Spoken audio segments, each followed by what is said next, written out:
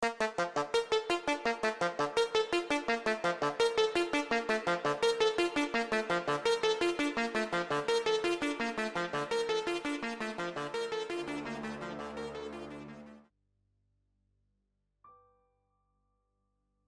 never forget the first time someone vanishes on your watch. It was about 8 years ago, just before the summer season really kicked in. I'd been a park ranger for nearly a decade by then, so I'd seen my share of accidents, broken ankles, lost hikers, even a few close calls with wildlife. But this was different. A seasoned hiker named Mark Townsend, mid-40s, always came up to the park alone for a week of solitude. He knew the trails better than most of us working there. The kind of guy who didn't need a map, just his instincts. So when his campsite was found empty, everything neatly packed away except for his tent, we figured he'd moved on early. Except he hadn't checked out at the ranger station. Search teams went out, the kind of thorough, grid search operation where we practically comb the forest inch by inch. Dogs, helicopters, the works. But we found nothing. No signs of struggle, no torn clothing, no footprints leading away from his campsite. His pack, sleeping bag, even his boots were gone, but there wasn't a single clue as to where he'd gone. It was like he'd been plucked right off the earth. I remember standing on the ridge, looking down at the vast stretch of forest, thinking, there's no way he just disappeared. People don't just vanish. They get lost, they fall. Maybe they run into trouble with wildlife. But they don't just disappear without leaving something behind. A trail, some sign. Except Mark had, and that bothered me more than I wanted to admit. We searched for days. When we came up empty, the official line was that he must have wandered too far off the trail and succumbed to the elements. But no body, no belongings were ever found. I didn't believe it, not fully. That part of the park wasn't dangerous. It wasn't hard to navigate. He should have been able to find his way back. But the more I pressed, the more I got shut down. Sometimes people don't want to be found, someone told me. I didn't buy it. That was the first time I started questioning the forest. I mean, I've been working these woods long enough to know every inch of it.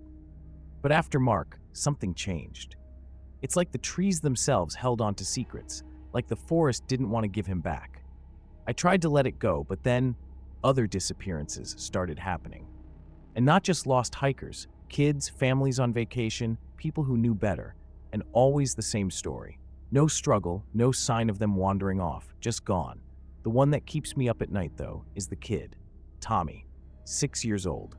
That case is why I don't take families out on the trails anymore. But I'll get to that. I still remember the morning they told me about Tommy. 6 years old, blonde hair, bright smile, the kind of kid who was too full of energy to ever stay still for long.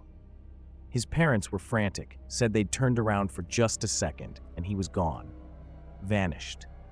They were hiking one of the easy trails, the kind families use all the time, just a few miles from the visitor center.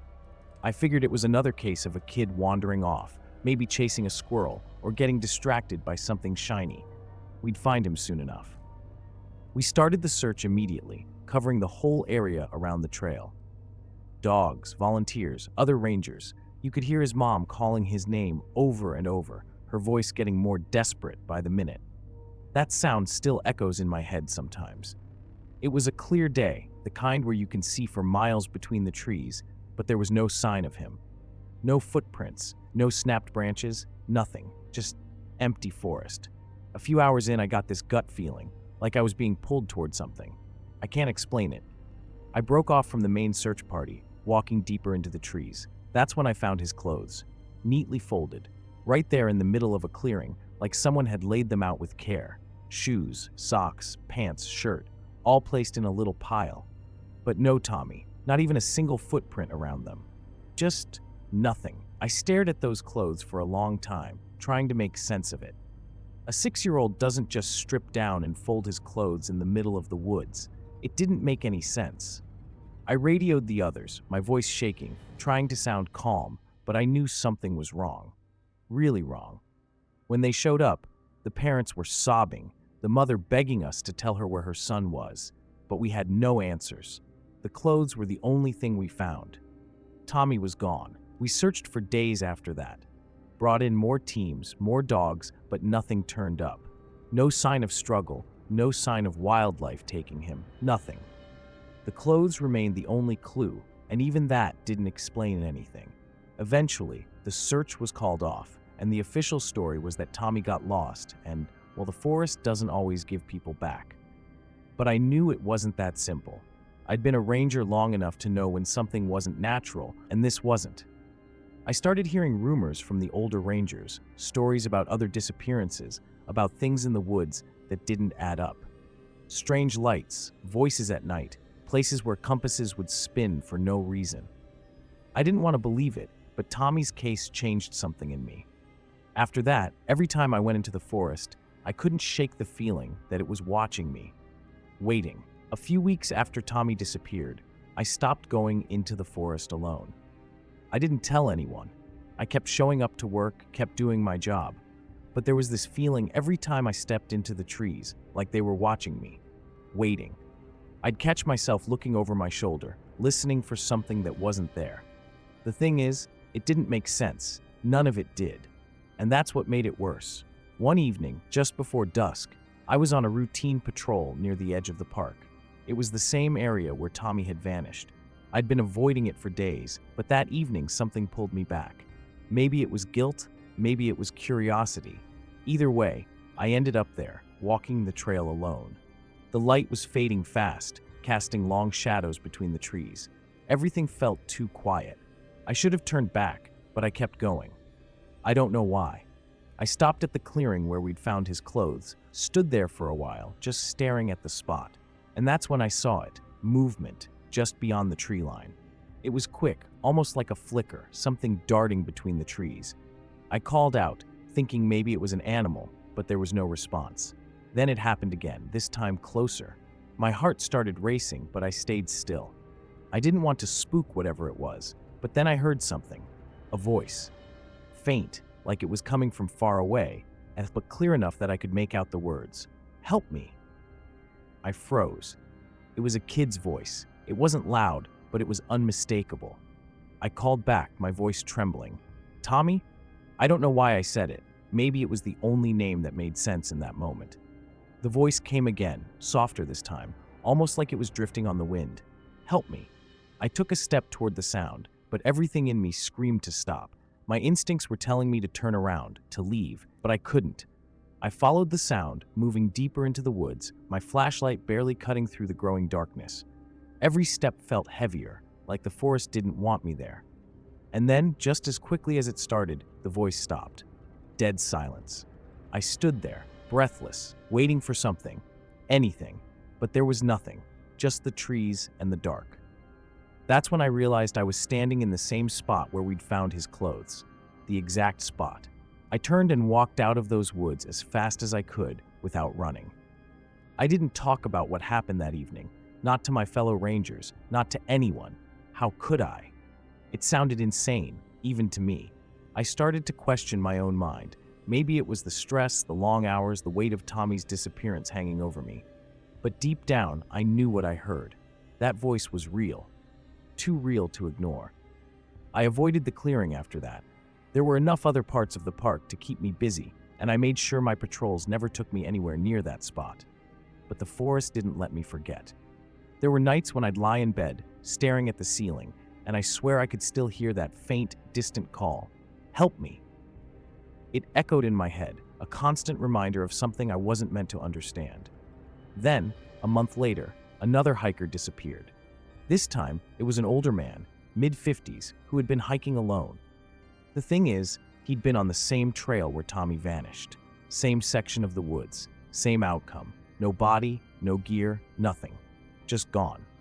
It didn't make any sense, but by now, nothing about that part of the forest did. The search teams combed the area again, same as before, but they didn't find a single trace. Just like Tommy.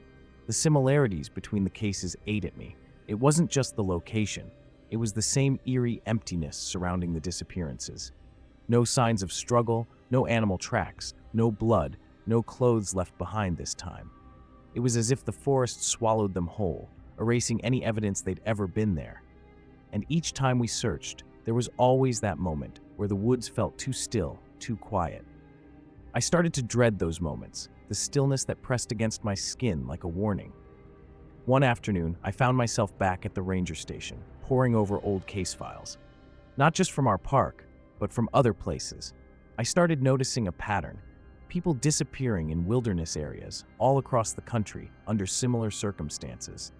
Neatly folded clothes, no signs of a struggle. Search areas combed multiple times with nothing found.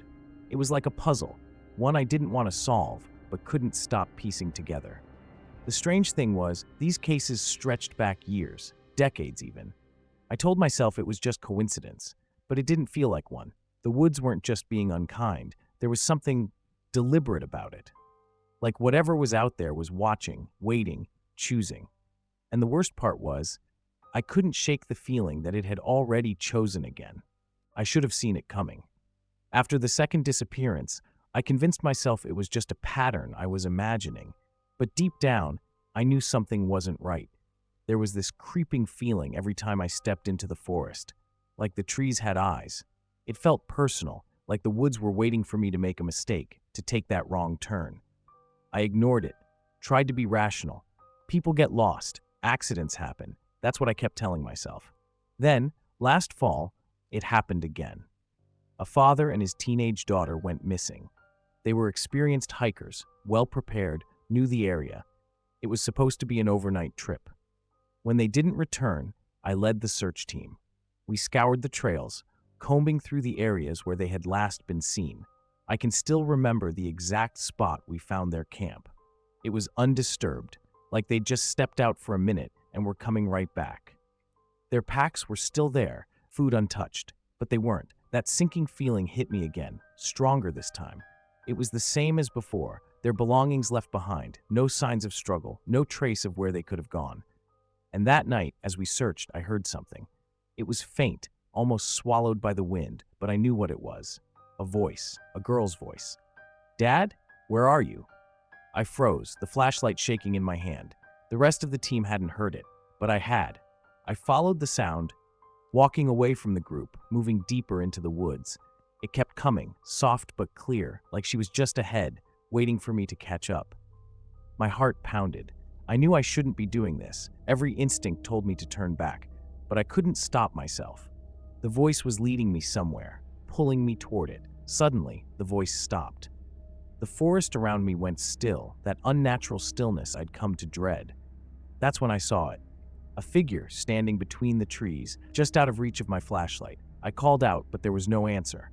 The shape didn't move, didn't react. My breath caught in my throat, and I took a step closer, and then it disappeared. Just like that, gone. I stood there, feeling my chest tighten, my thoughts spinning. I knew then what I'd been denying for years. This wasn't just people getting lost. The forest was taking them. It was choosing them.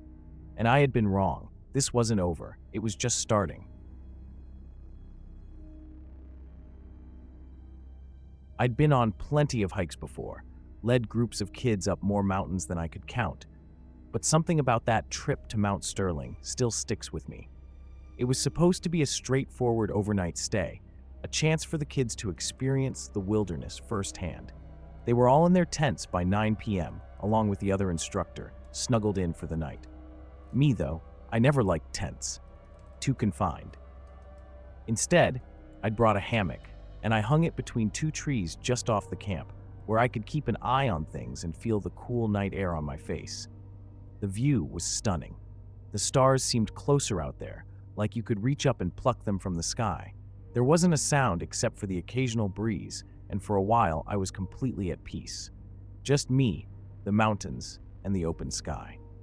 But then, maybe around midnight, I noticed something. A movement, way down the trail, just a shadow at first. I blinked, trying to focus, convinced it was a trick of the moonlight. But no, there it was again, definitely someone moving toward us. I wasn't immediately alarmed. There were other hikers out there, right? Maybe a solo camper running late, or someone who'd gotten lost and found their way back. But then I realized there was no light, no headlamp, no flashlight. Anyone hiking in this terrain after dark would need one. The trail was steep, full of rocks and roots.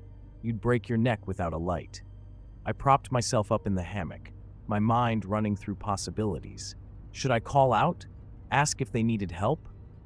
Something about the way they moved stopped me. They weren't rushing or stumbling, just walking, like they knew exactly where they were going. As they got closer, I could see it was a man. Tall, maybe in his late 30s or 40s, wearing what looked like hiking gear, but still no sign of any light. He walked right up to the edge of our camp and then just stopped. Didn't look lost, didn't seem tired. He stood there, scanning the area slowly, like he was taking inventory of everything. I could feel my heart beating faster, and I told myself it was nothing. Maybe he was just some oddball who liked hiking in the dark, but something didn't sit right. I stayed quiet, hoping he wouldn't notice me, hidden in the shadow of the trees. Minutes passed, maybe longer. He didn't move, just stood there, looking at the tents, his face turned toward the spot where I lay. I couldn't shake the feeling that he knew I was there, but he never looked directly at me. He stayed at the edge of our camp, like he was waiting for something. I felt a strange urge to get up, confront him, or at least wake the other instructor. But I didn't. I stayed frozen, trying to breathe quietly, my mind racing with questions. Why wasn't he saying anything? Who hikes up a mountain at night just to stand and stare? After what felt like an eternity, he did something that still sends a chill down my spine. Without a word, he turned and walked a few steps to a nearby tree, sat down and faced the camp. He was just sitting there, watching us, watching me. I couldn't move. I couldn't think straight. The rational part of me wanted to believe he was just a hiker resting for the night, but something deeper told me to stay hidden, to not make a sound. And so I did. I stayed there, lying in that hammock, while he sat under that tree, both of us awake, both of us watching, until the early hours of the morning. I don't know how long I stayed there, just staring at him. My brain kept telling me this was wrong, that no one should be out here like this, especially not sitting motionless, watching a group of sleeping kids. But my body refused to move. Every time I thought about standing up, something stopped me, like if I made any sudden movements, he'd notice. And I didn't want him to notice. Not any more than he already had. The man wasn't fidgeting or resting like a normal person would after a hike. He didn't stretch, didn't lean back against the tree. He just sat there, unnaturally still, with his hands resting on his knees, his head slightly tilted, like he was listening for something. I kept telling myself he was probably just catching his breath, but it didn't make sense. The way he was sitting, so rigid and focused, like he was waiting for something to happen. Every once in a while, he'd shift his gaze across the camp, and for a second, I thought he might stand up and walk toward the tents. But he never did. Instead, his eyes would always drift back to where I was lying. It was like he knew I was watching him. Maybe he did. My heart was pounding so loud in my chest, I was sure he could hear it. And the worst part? He never seemed tired. There was no slump in his shoulders, no weariness in his movements. He didn't even rub his face or check his surroundings like most people would. He just sat there, eyes forward, as if he could sit like that for hours. And he did. I lost track of time. Every so often, I glanced at my watch, but the hands seemed to crawl. 1 minute it was 2 a.m., then 2:10, then 2:15. At one point, I almost convinced myself to wake the other instructor. But what would I say? Hey, there's a guy sitting under a tree, watching us. It sounded ridiculous, and there was always that nagging voice in my head saying, maybe he's harmless, maybe I'm overreacting. Then he did something that made my blood run cold. Slowly, without any urgency, he turned his head and looked directly at me. For the first time, his eyes locked onto mine, and I froze. He didn't move, didn't say a word, just stared at me. The way he did it, though, it wasn't like he was surprised to see me there. It was like he had been waiting for me to acknowledge him. Like he'd known I was there all along, and now he wanted me to know he knew. I couldn't look away. My heart raced, my breath shallow, but I stayed completely still, hoping, praying that he would look away first. After what felt like an eternity, he did. Just as slowly as he'd turned his head, he turned it back toward the camp, his gaze falling on the tents again. He didn't seem frustrated or bored. It was like he had all the time in the world, like he could sit there and watch us for as long as he wanted. And that's when I realized he wasn't going anywhere. That's when the real fear kicked in. Not the sudden, panicked kind, but the slow, creeping kind that gnaws at you. The kind that tells you this isn't going to end quickly, that you're stuck, and there's nothing you can do about it. I lay there, my body rigid in the hammock, wondering if I should wake someone up, grab my knife, do anything. But I didn't. I stayed there, just like him, waiting for what would happen next. I don't know what I expected him to do next. Maybe get up and leave.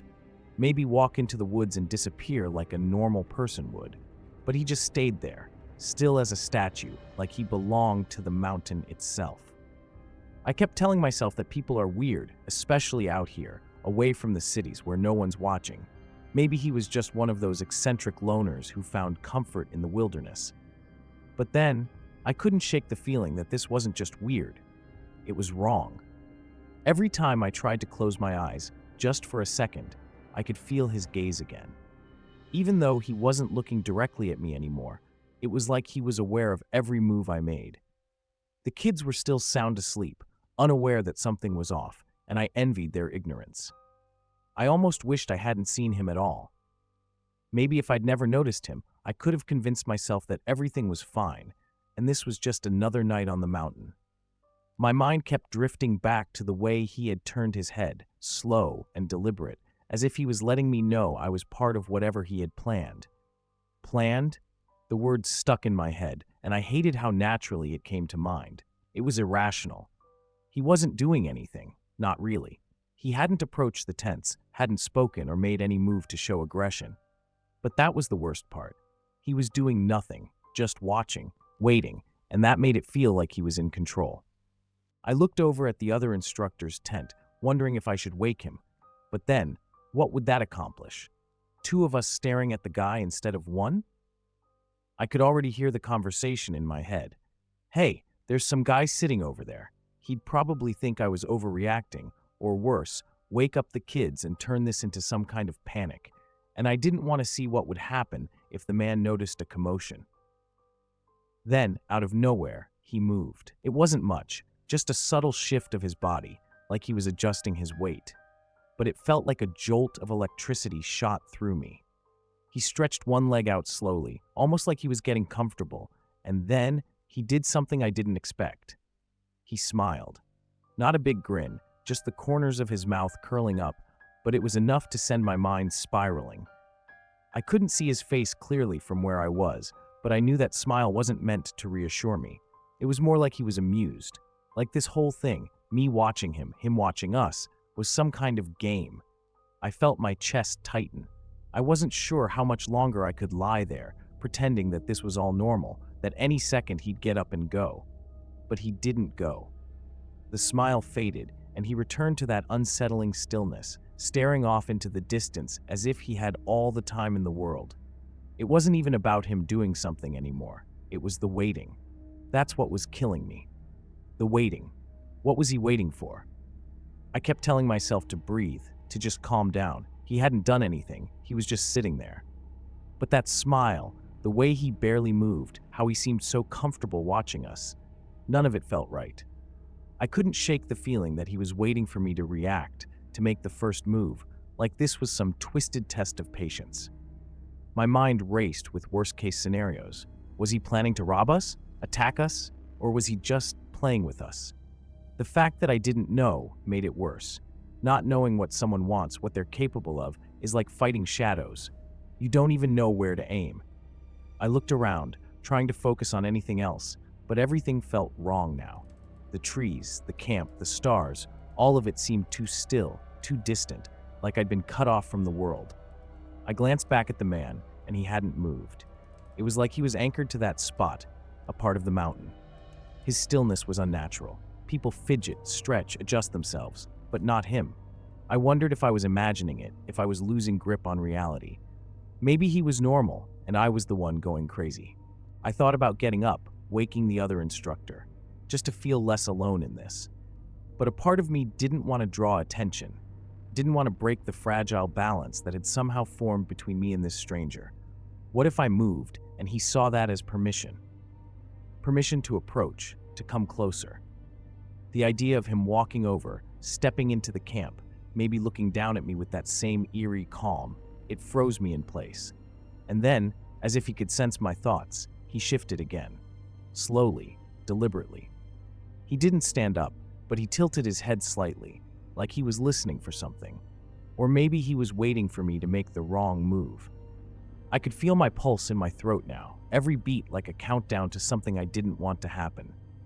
My hand hovered near the zipper of the hammock, half considering climbing out, making a run for it. But to where? We were miles from the nearest town, and the thought of leaving the kids alone with this man out there was impossible. My thoughts spiraled into panic, the kind that keeps you from thinking straight. I found myself whispering, barely audible. "What do you want?" My voice felt foreign, trembling in the quiet. I don't know if I expected him to respond or not, but he didn't. He didn't even blink. It was like he hadn't heard me, or worse, like he was ignoring me, as if my fear didn't matter, as if none of this mattered to him. Another hour passed, or maybe it was longer. I had no idea anymore. Time was stretching, warping around me. I kept glancing at the sky, hoping for some sign of dawn, but the night held on stubbornly. The man hadn't moved since that small shift, and somehow that was worse than if he had. It was the waiting, the anticipation that was killing me. I knew deep down that something had to give, something had to happen. At some point, I must have dozed off. I don't remember falling asleep, but I woke with a start, the cold air biting at my skin, and for a second, I thought maybe he was gone. Maybe I had imagined the whole thing. But when I opened my eyes, he was still there, sitting in the exact same spot. Except now, he was closer. Not by much, just a few feet, barely noticeable unless you'd been watching him as long as I had. But he had definitely moved. My breath caught in my throat. I hadn't heard a single sound, not a footstep or a shift of gravel. It was like he'd drifted closer, without touching the ground. I sat up slowly, trying not to make any noise, my pulse racing again. This was it. I had to do something. I couldn't just lie there, waiting for him to make the next move.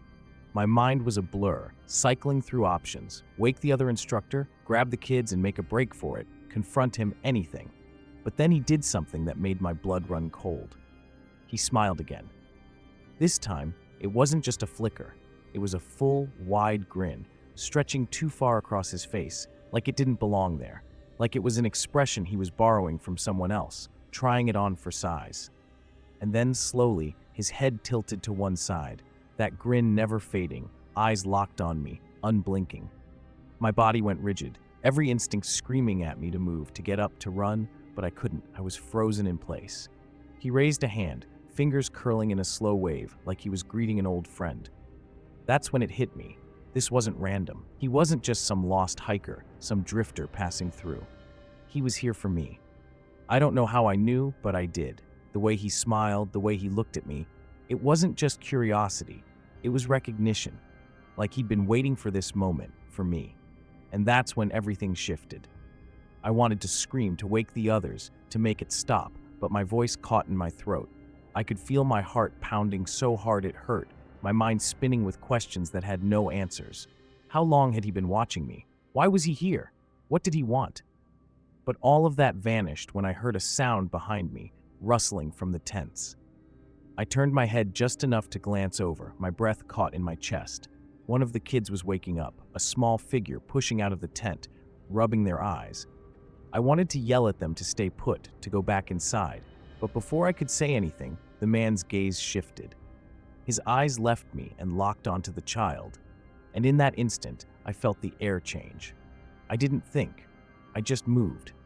I threw myself out of the hammock, scrambling to get between the man and the kid, my hands shaking as I stood, trying to block his view. The man didn't react right away. He just sat there, his grin fading, replaced by something darker. His head tilted the other way, like he was considering his next move. Then, as quickly as he'd appeared, he stood up. No sudden movements, no rush, just slow and deliberate, like this had all been some kind of game to him. He turned, glanced at me one last time, and then walked back down the trail. No words, no explanation, just gone. I stayed there, standing between the tents and the trail, my heart racing, barely able to breathe. The kid looked up at me, confused, still half asleep. "Who was that?" they asked, their voice small. I didn't have an answer. I still don't.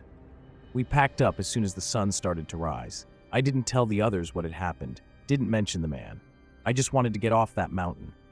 As we walked back down the trail, I kept looking over my shoulder, half expecting to see him again, standing just out of sight, watching. But there was nothing, just trees, sky, and the trail stretching on. But every now and then, even now, I'll catch myself looking back, wondering if he's still out there, waiting. I've been a park ranger at Yellowstone for a few years now, so nothing really surprises me out here anymore. I've seen bears tear through campsites like they were tissue paper, wolves hunting elk in the distance, even the occasional reckless tourist getting too close to bison. You learn quickly that nature doesn't care about you. But what I found that day on the trail in Lamar Valley, nothing prepared me for that. It was one of those long, quiet hikes, about 17 kilometers from the nearest road, just me and the sounds of my boots crunching against the dirt. The valley stretches out in a way that makes you feel like the only person left in the world. The solitude is usually something I enjoy. It clears my head. But this time, there was something different. Something I couldn't quite put my finger on. I spotted it from a distance at first, a pale shape against the dark earth. As I got closer, I realized it was a deer's head, but not like any I'd ever seen before. It was clean, perfectly severed. There wasn't a drop of blood anywhere around it, no sign of struggle, no tracks, just there. The eyes were still wide open, staring blankly ahead, almost like it had just been placed there moments before I arrived. I knelt down to get a better look. The cut was smooth, too smooth for any animal. I've seen wolves tear apart prey before, and bears aren't exactly delicate either. But this, it was precise, like it had been done with a surgeon's scalpel. But who the hell would do that? And more importantly, why? It didn't make sense. Not out here, not 17 kilometers from the nearest road. I remember standing there for what felt like forever, just staring at it, trying to wrap my head around what I was seeing. No way a person did this, I muttered under my breath, but even saying it out loud didn't make it any less bizarre. The weirdest part? No scavengers had touched it. Normally, ravens would have torn at the eyes by now, but they were just there, untouched. It was like the whole scene had been frozen in time. I radioed it in, though I didn't even know what to say. Found something strange in Lamar Valley, felt like an understatement. But there wasn't much else I could do. I couldn't shake the feeling that I was missing something important. Maybe I just didn't want to admit how unsettled I was by it. This wasn't the kind of thing you expect to find on a routine patrol. As I started back, the image of that head burned in my mind. Every few steps, I found myself looking over my shoulder, half expecting to see something, or someone, watching me. But it was just me and the trail. Or at least, that's what I kept telling myself. By the time I got back to the ranger station, the sun was starting to dip behind the mountains. The light was that deep orange that makes everything look surreal, like the world's painted in a color you don't quite trust. I couldn't shake the feeling from earlier, the deer's head, the way it just sat there like a twisted offering to… what? Nature? Something else? I'd seen strange things out here before, but this was on a whole new level. It felt intentional, deliberate, like it was meant to be found. I sat at my desk, staring at the map of Lamar Valley. My radio sat silent beside me. I hadn't told anyone the details yet, just the location, and that I found something odd. No one else seemed concerned. It's Yellowstone, after all. Strange things happen. But this was different. I thought about calling it in again, giving them the full story, but I could already hear the skepticism in their voices. "You're overthinking it," they'd say. Maybe I was. I leaned back in my chair, rubbing my temples. My brain was replaying the scene over and over. That clean cut. No blood, no tracks, no signs of any animal or person.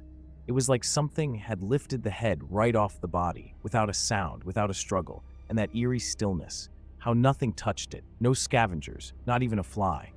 It was unnatural in a way I couldn't explain. That night, I couldn't sleep. Every time I closed my eyes, I saw the deer's blank stare. And then something else. Something that didn't make sense, but gnawed at the back of my mind. It was almost as if the valley itself had been watching me. I know how that sounds. I'm not the kind of guy to jump to crazy conclusions, but the more I thought about it, the more it felt like I wasn't alone out there. Like there was something just beyond my line of sight, watching, waiting. At one point, I found myself sitting up in bed, listening. Listening for what? I wasn't sure. I could hear the usual sounds of the station settling for the night. A couple of creaks, the hum of the generator, distant wind moving through the trees. Normal, all of it normal. But somehow, that only made me feel worse. I was waiting for something. But what? By morning, I was more tired than before I'd gone to bed. I made up my mind to go back to the spot. Maybe I missed something. Maybe there was an explanation I hadn't seen in the fading daylight. That's what I told myself anyway. In reality, I just couldn't let it go. Something about the whole situation was digging into me like a splinter under the skin, and I knew I wouldn't get any peace until I saw it again. I headed out early the next morning, my pack lighter than usual. I wasn't going on a long patrol, just back to that spot. Lamar Valley looked different in the morning light, less foreboding, but that didn't settle the feeling gnawing at me. The thought of the deer's head wouldn't leave my mind. Why would someone or something leave it there like that? And why did it feel so personal, like it had been placed just for me to find? The hike felt longer this time. My eyes kept darting to the trees, scanning for anything out of place. The morning was quiet, which should have been normal, but it felt wrong. It's not like I expected anything to jump out at me, but I couldn't shake the idea that something was off. I kept replaying that moment in my head, the way the head just sat there, untouched, like it belonged there, like it was waiting for me. When I finally reached the spot, my heart sank. The head was gone. No sign it had ever been there.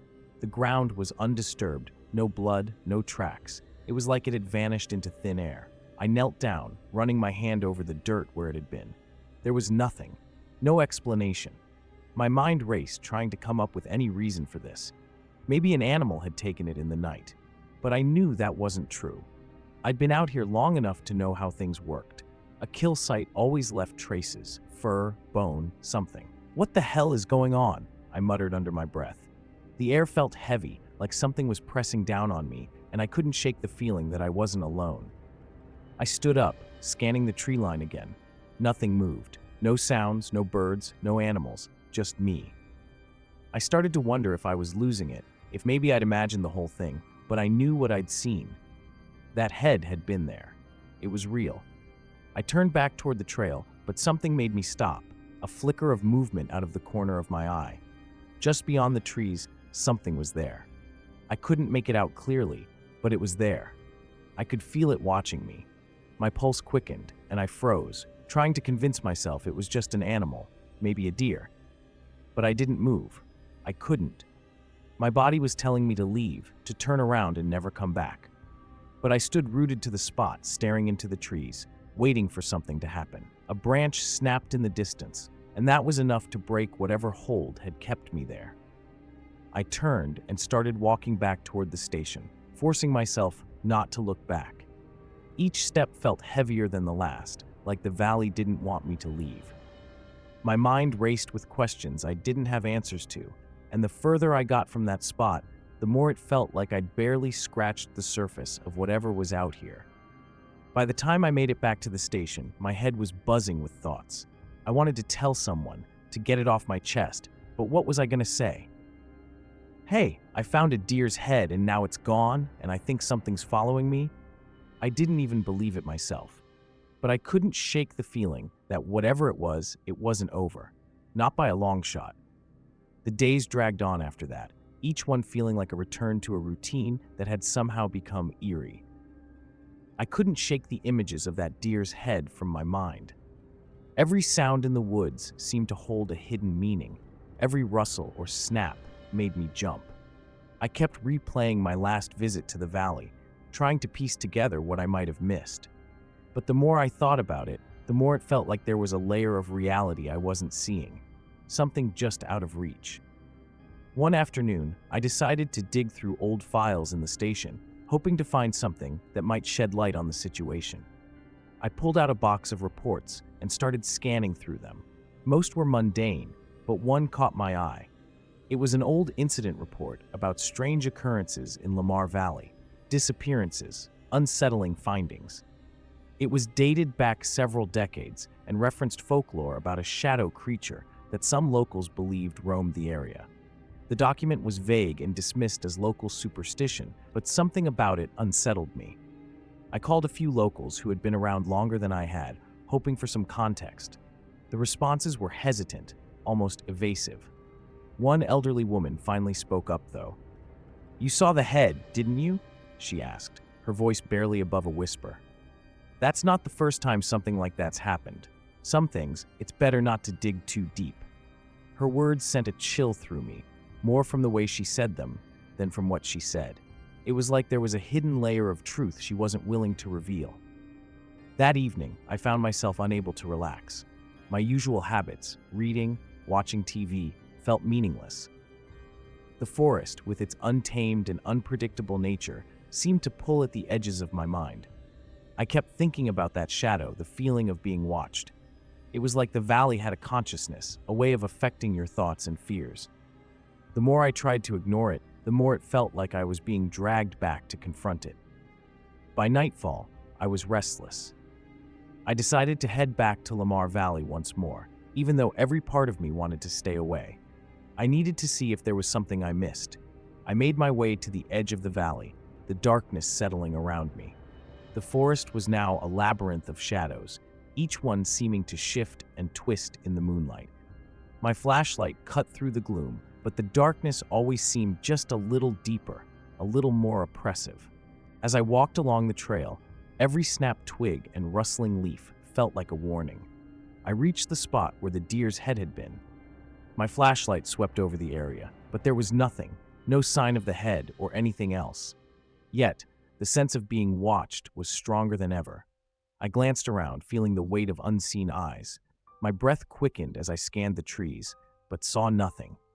I started to head back, but a sudden movement caught my eye, a shadow flitting between the trees. I froze, straining to see, but it was gone as quickly as it appeared. My heart pounded in my chest, and I could feel the panic rising. I hurried back to the station, my steps echoing in the empty night. Something was out there, something I couldn't see but could definitely feel. It was clear that whatever I had stumbled into was far from over, and I had a sinking feeling that I was only scratching the surface of something much darker. The next day, I could hardly focus on anything. The ranger station felt like a cage, its walls closing in on me as the unease grew. I kept thinking about the shadow I'd glimpsed the night before. What was it? Was it just my imagination running wild, or was there something more sinister at play? The more I dwelled on it, the more certain I became that I needed to find out what was truly happening. That afternoon, I decided to go through the archives at the station again, but this time I searched for anything related to disappearances or unsolved cases in the area. The deeper I dug, the more unsettling things I found. There were mentions of people going missing over the years, particularly in Lamar Valley. Each case was closed with a vague explanation or marked as unresolved. Some reports even hinted at strange findings and bizarre occurrences, but none were as bizarre as what I had experienced. While flipping through a particularly old file, I found something that made my heart skip a beat. It was a sketch, a crude drawing of a shadowy figure that matched the one I'd seen. There were notes scribbled around it. The Watcher, protective guardian or malevolent spirit, and deer heads found as warnings. The connection between this and the deer's head from before was impossible to ignore. I felt a chill. Someone else had seen this thing. Someone else had been scared. Determined to get some answers, I drove into the nearest town and sought out the elderly woman who had been so cryptic about the valley. Her house was at the edge of town, an old place with a garden that seemed to have a life of its own. When I arrived, she was sitting on her porch, staring at the setting sun. I introduced myself again and asked if she knew anything about the Watcher mentioned in the old records. She didn't seem surprised. "You're digging too deep," she said, her voice calm but firm. "Some things are meant to stay buried. The valley holds more than you can understand." Her words were like a warning, but she didn't elaborate. She just looked at me with eyes that seemed to hold a secret. "Be careful," she added before closing the door. That evening, I returned to the station, feeling both frustrated and fearful. I wasn't sure what I was dealing with, but the clues were pointing to something ancient and dangerous. My only option was to go back to the valley one last time and see if I could find any further evidence. As I approached the area where I'd found the head, the sky was an unsettling shade of gray, and the wind felt colder. The shadows between the trees seemed to shift with a life of their own. I reached the spot and looked around, searching for anything new. That's when I noticed something odd, a freshly carved symbol on a nearby tree. It was a circle with an arrow pointing down, similar to the one in the old sketch. I was about to investigate further when a noise behind me made me spin around. There, standing just beyond the tree line, was a figure cloaked in shadow. I couldn't make out its features, but it was watching me intently. My flashlight flickered and went out, leaving me in near total darkness. I fumbled for my radio, but it was dead. Panic surged through me as I realized I was alone, without any means of communication. I took a deep breath, trying to steady my racing heart. "Who's there?" I called out, but the figure didn't move. Instead, it seemed to merge with the darkness. A deep, guttural sound echoed through the trees, sending my pulse racing. I turned and fled, not daring to look back. Back at the station, I locked every door and window, my mind racing with fear and confusion. The thing I had seen wasn't just a figment of my imagination. It was real, and it was malevolent. Whatever the watcher was, it had been watching me all along, and now it knew I was close to uncovering its secrets. I knew I had to get out of there, but part of me was drawn to the mystery, unable to let go. The fear of what I might find next kept me up all night, the shadows in my room now feeling like they were closing in, waiting for the right moment to strike.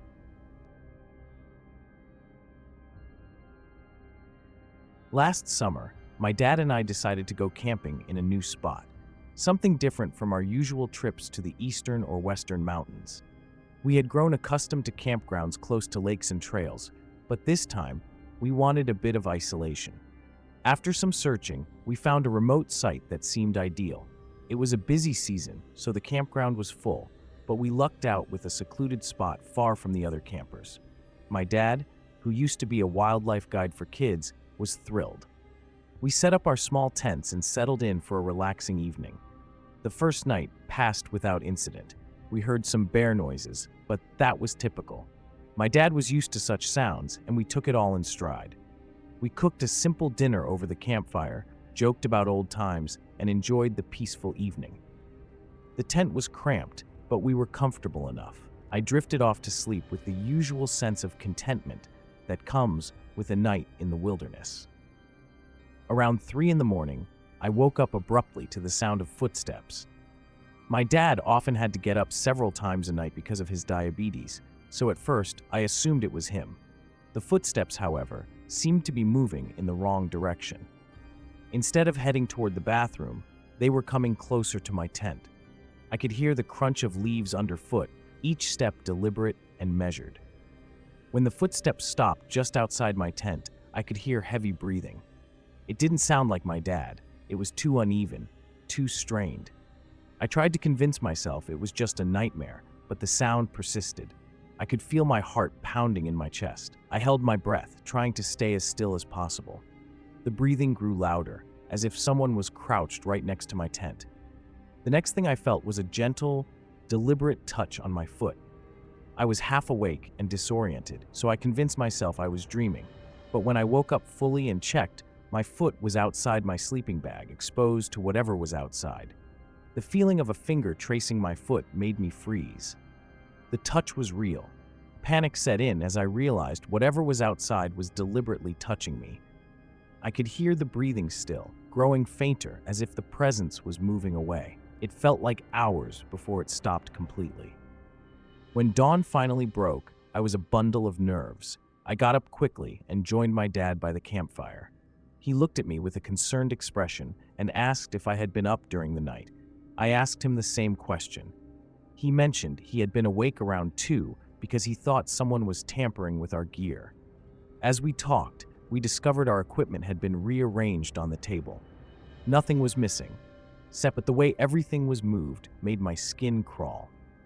The most disturbing thing was the perfectly circular pattern of footprints around my tent. The experience left us both shaken, and even now we struggled to discuss it without feeling a sense of dread. The sun finally rose, but I barely noticed it. I was too on edge, the memory of that night still fresh in my mind. My dad was already up and brewing coffee, his movements slow and deliberate. I tried to act normal, to pretend that I hadn't been lying awake all night, but my eyes felt heavy, and my mind was racing. Every sound made me jump. Every rustle of leaves seemed too deliberate. I watched my dad as he moved around, the way he meticulously checked the camping gear, making sure everything was in its place. His presence was reassuring, but it also reminded me of the oddity we'd encountered. I forced myself to focus on the day ahead. "You're sure you didn't see anyone out there?" I asked him, trying to keep my voice steady. He shook his head, his face lined with concern. "No, I just heard things. Thought maybe someone was messing with our stuff, but I didn't see anyone." His tone was calm, but there was an edge to it, something unspoken that made me uneasy. I could tell he was trying to brush it off, but it wasn't working. My own fears were now mirroring his. As we prepared for a hike, I couldn't shake the feeling that we were being watched. The forest seemed dense and close, the trees almost leaning in, as if trying to overhear our conversations. I kept glancing back at the campsite, half expecting to see someone standing there, observing us from the shadows. The sense of unease was almost suffocating. We set out on the trail. The crisp morning air did little to clear my mind. I tried to engage my dad in conversation, anything to distract myself from the gnawing anxiety. "Did you notice anything strange around the camp last night?" I asked, my voice betraying a hint of the tension I felt. He frowned, glancing at me. "No, just what I told you. Why do you keep asking? You think someone might have been out there?" He seemed more irritated than concerned. I nodded, but my worry didn't ease. The thought of someone, or something, crouched outside my tent, touching my foot, left me feeling vulnerable and exposed. As we hiked, the forest shadows grew longer, and the daylight seemed to wane faster than usual. The strange experience from the previous night had turned what should have been a simple camping trip into a nightmarish ordeal.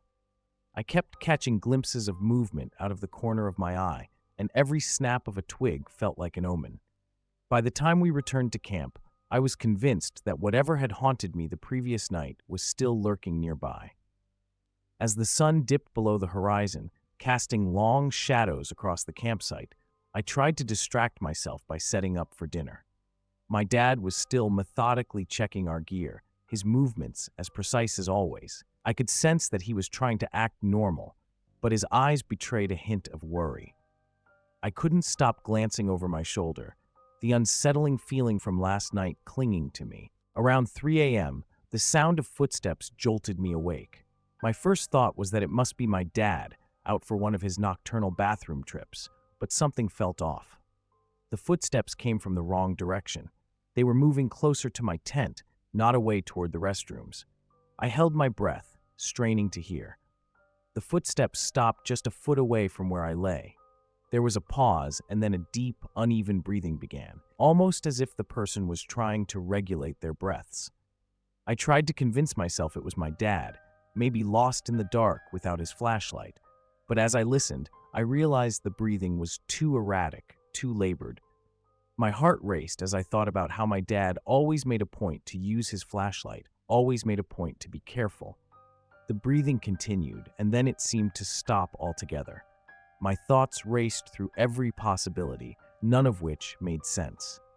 The fear settled deep in my chest as the footsteps started again, this time circling around the tent.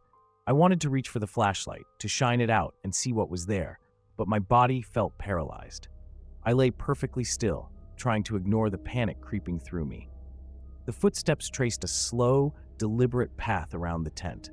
My mind fought to stay rational, but the creeping sensation of someone's presence was overpowering. Then, out of nowhere, I felt a touch, light, almost delicate, run from my foot up to my calf. My initial reaction was disbelief. My foot was outside the sleeping bag. I told myself it was a dream, a trick of the mind. But as the touch continued, slow and deliberate, I knew it was real. My heart pounded in my ears as I lay motionless, trying to process the sensation. I couldn't bring myself to move, to make a sound. The breathing stopped, and the figure seemed to stand still above the tent.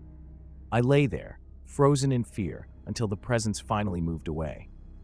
My mind raced as I tried to make sense of what had just happened. The footsteps faded into the distance, leaving only the distant sounds of the forest. The hours until dawn felt endless. When morning came, I barely slept, and my mind was a whirlwind of confusion and terror. When I finally emerged from the tent, my dad was already at the campfire, looking troubled. I went over to him and asked if he had been out during the night. He confirmed he had checked the campsite around 2 a.m. because he thought someone was tampering with our gear. I told him about my night and how the footsteps circled the tent, the heavy breathing, and the touch. His face grew pale as we checked our equipment, noticing everything had been carefully rearranged. The tracks around my tent were too precise, too deliberate. We both knew something was deeply wrong, but neither of us could explain it. The fear of that night lingered, and even now, the thought of what might have been out there sends shivers down my spine.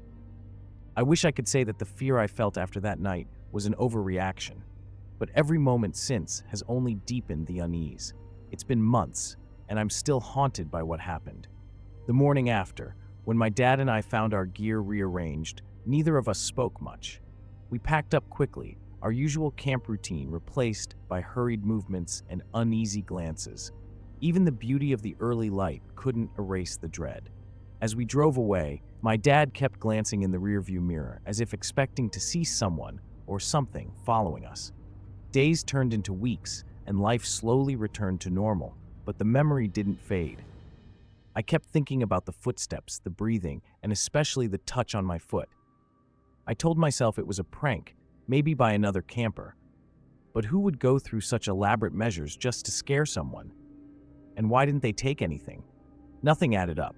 A few weeks ago, I decided to do some research about the campsite.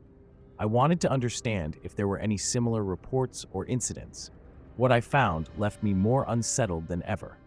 Apparently, there had been rumors about strange occurrences in that area for years. Campers spoke of unsettling experiences, footsteps in the dark, strange sounds, but no one could pinpoint what was causing them. The local ranger I spoke to confirmed that they'd received complaints about unusual activities, but could never find anything concrete.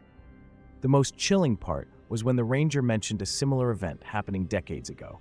A camper had reported something eerily similar, footsteps circling their tent, heavy breathing, and a sensation of being watched. The camper had left abruptly, never returning to the site. The ranger couldn't offer more details, only that the case was never solved. Last night, I had another unsettling experience. I was lying in bed, trying to fall asleep, when I heard faint, deliberate footsteps outside my window. My first thought was that it was someone playing a trick, but as I lay there, the footsteps circled the house, just like they did around the tent. The breathing followed, so close it felt like someone was right next to me. I lay perfectly still, my mind racing. When I finally dared to look outside, there was nothing. Just the dark, empty yard. I don't know what's out there, or if it's even the same thing from that night. What I do know is that the fear has become a constant companion. I keep thinking about the touch on my foot. The fact that nothing was stolen and the precise way everything was rearranged suggests someone or something had a different motive. I feel like I'm being watched, always. The sensation doesn't go away, and I can't escape the feeling that something is still out there, waiting. I was out inspecting a remote restoration site near an old trail. The area was typically peaceful, surrounded by dense woods and distant bird calls. The job had been going smoothly until I noticed something unsettling. The usual quiet of the place was broken by footsteps approaching from a nearby path. My heart skipped a beat. I quickly grabbed my gear, trying to stay calm and not draw attention. I started walking casually down the trail, pretending to be just another hiker. As I rounded a corner, my pulse raced when I saw him. There was a man, shirtless, swinging a crowbar in wide circles. His movements were erratic and unsettling. When he caught sight of me, his eyes widened, and he began shouting, "I have a crowbar! I have a crowbar!" I was momentarily stunned. The man's behavior was bizarre, and his shouting made my skin crawl. I managed to force a smile and said something like, "Nice crowbar," hoping to defuse the situation. But inside, I was already calculating the fastest way to get out of there. I had no idea what his intentions were, but I knew I had to leave. I turned and sprinted back toward my truck, my legs burning with each step. The forest seemed to close in around me, every rustle of leaves amplifying my anxiety. I kept glancing over my shoulder, half expecting to see him following. My breath came in ragged gasps as I reached my truck and fumbled with the keys. I finally got inside and locked the doors, trying to calm my racing heart. Once inside the truck, I took a few moments to collect myself. My hands shook slightly as I gripped the steering wheel. The encounter had left me rattled. I couldn't shake the image of that man swinging the crowbar and shouting. It was unnerving to think about what might have happened if I hadn't reacted quickly.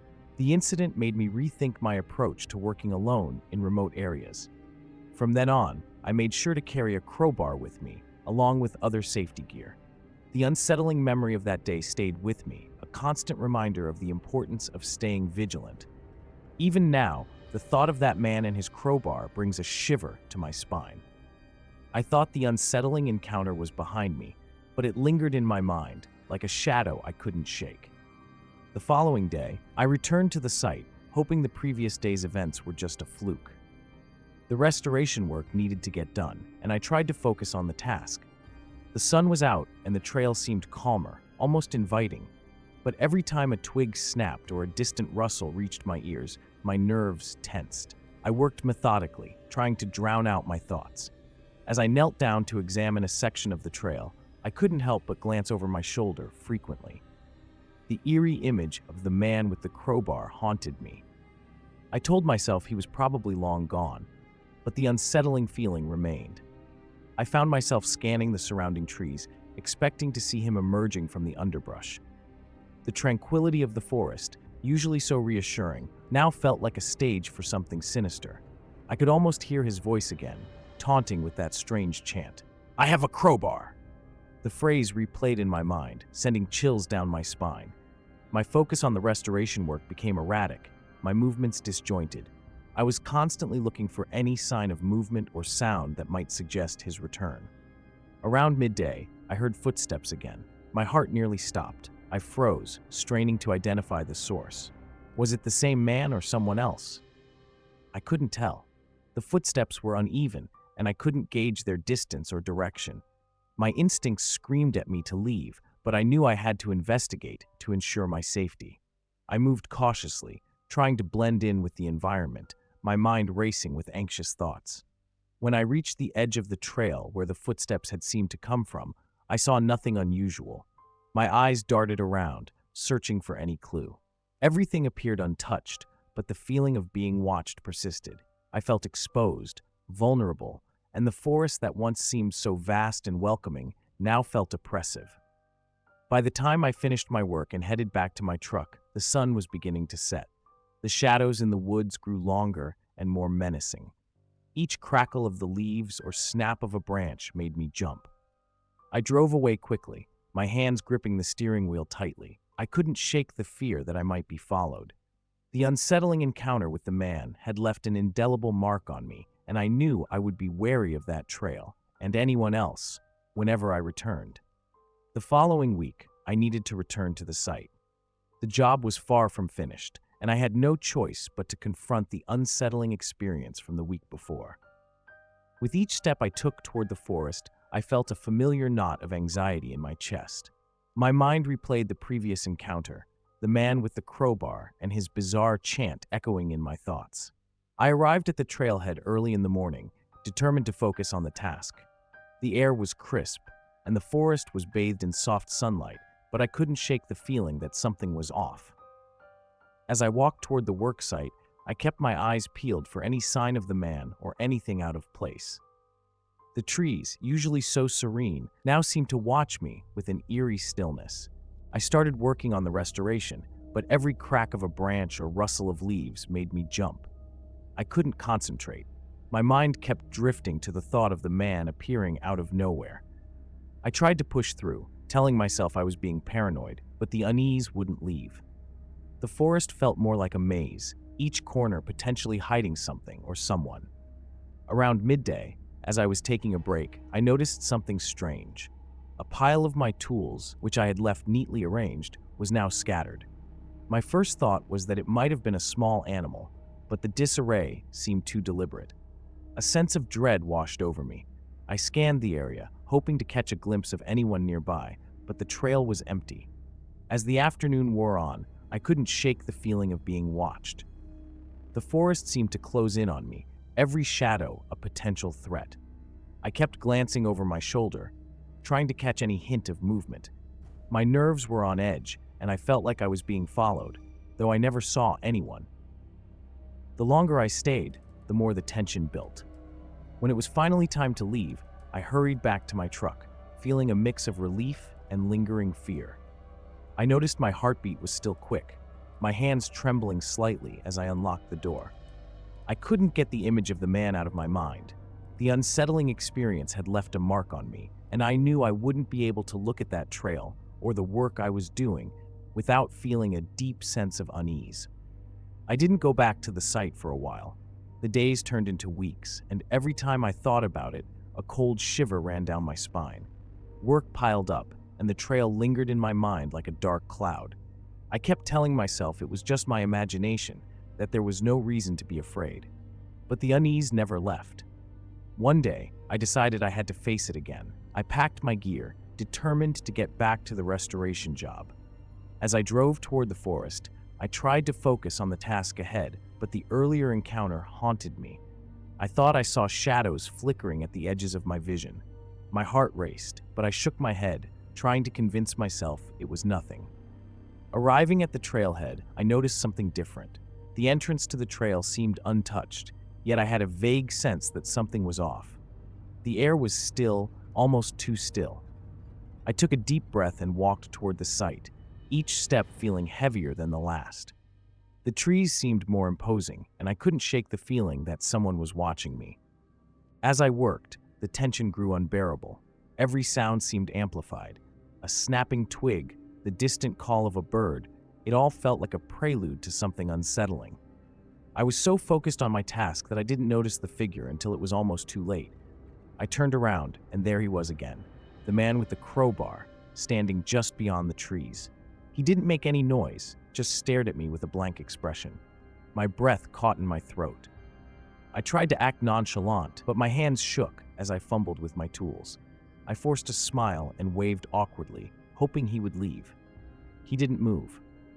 The crowbar swung slowly in his hand, like he was waiting for something. My mind raced. I needed to get out of there. I grabbed my things, trying to keep my movements calm, and turned to leave. As I walked quickly back to my truck, I could feel his gaze burning into my back. I didn't dare look behind me. Once I was safely in my truck, I locked the doors and started the engine. I glanced in the rearview mirror, expecting to see him following, but the trail was empty. My hands were clammy, and I could barely keep the truck on the road as I drove away. I wasn't sure what was worse, the man himself or the fact that he had come back, watching me like some sort of twisted game. That night, I found myself unable to sleep. Every creak in the house made me jump. Every shadow seemed to move.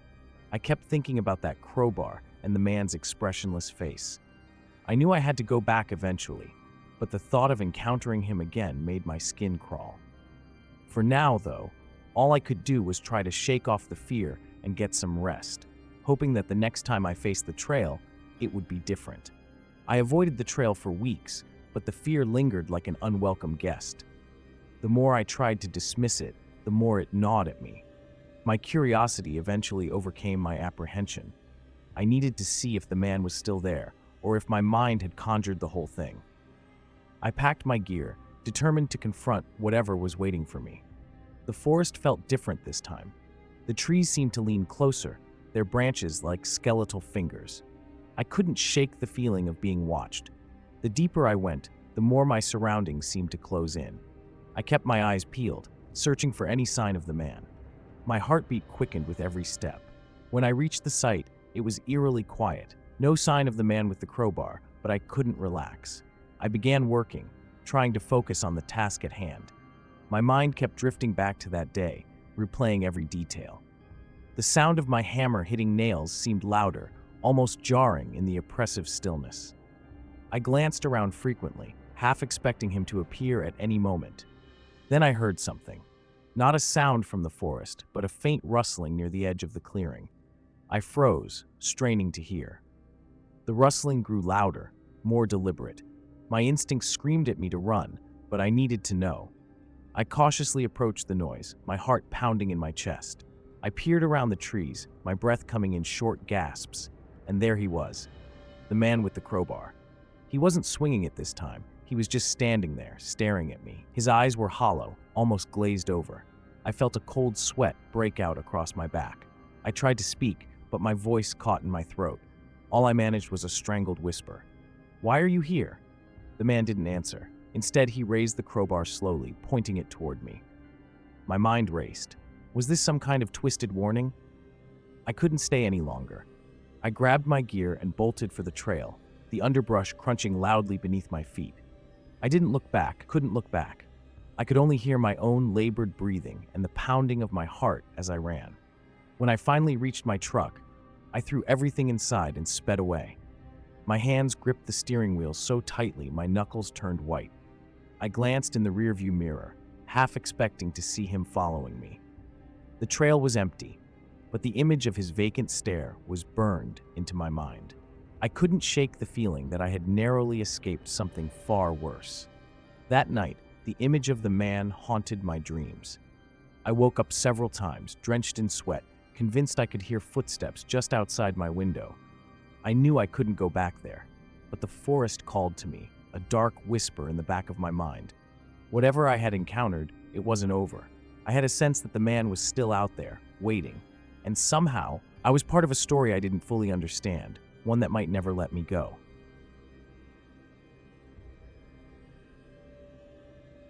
Spring nights in northeastern Oklahoma have their own quiet charm, but this one was different.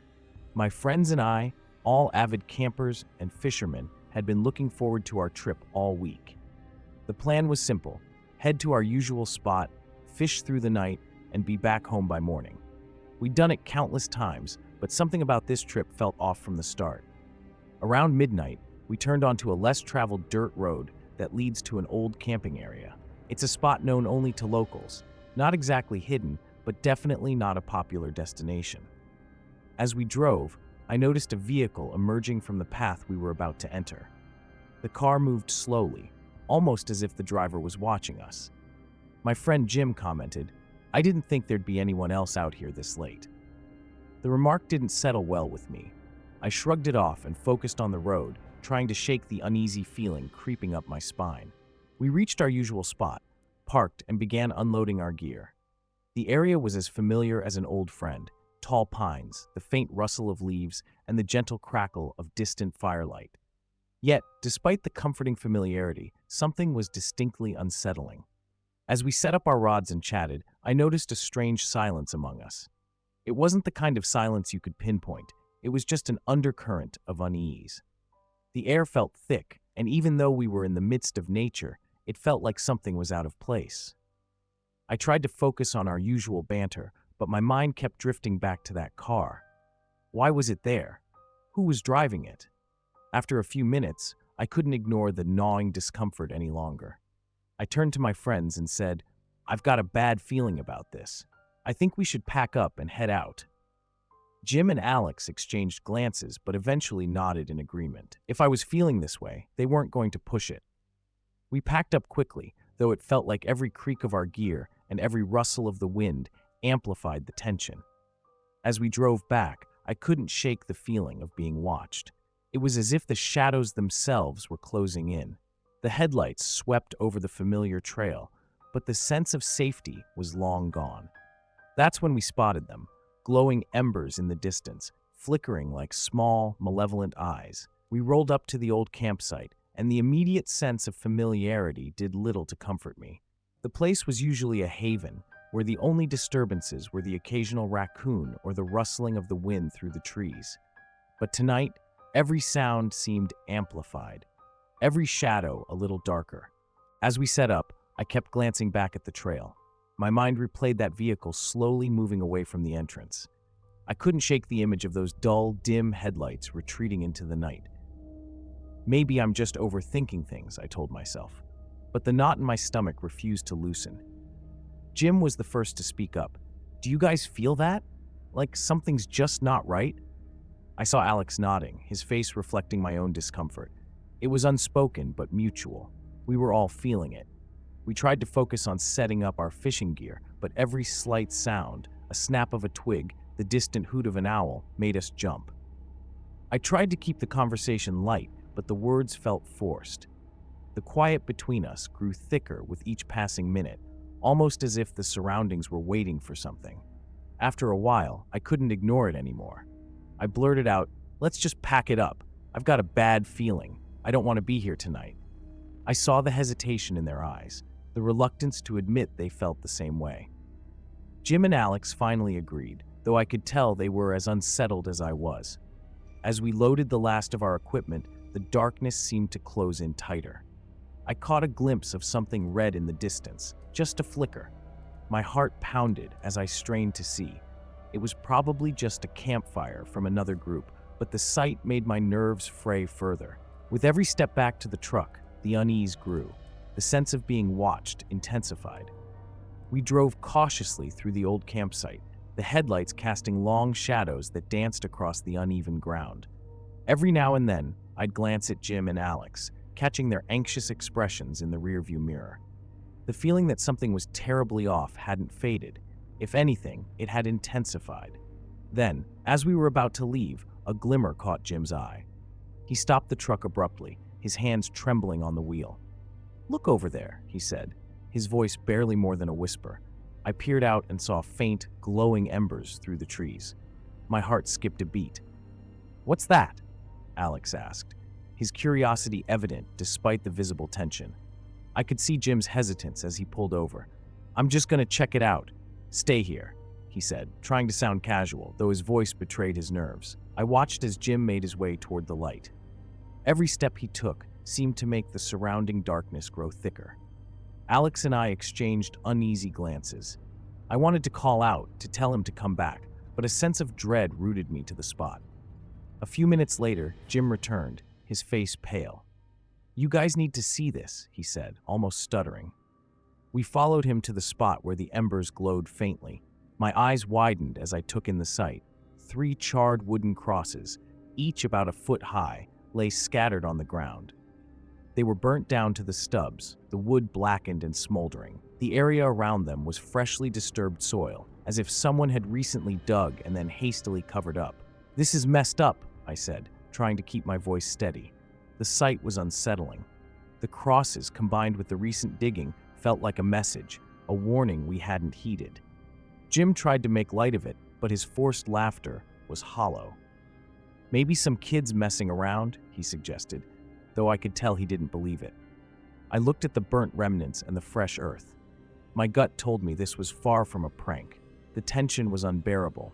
I wanted to leave, but the sight of those crosses made it clear we weren't alone in our discomfort. Every rustle of the leaves seemed amplified, every snap of a twig unnaturally loud. My mind raced with thoughts of who might have done this and why. We needed to get out, and fast. After seeing the crosses, a sense of urgency took over. We hurried back to the truck, our earlier excitement completely gone. I was the first to speak as Jim started the engine. "We need to get out of here, now."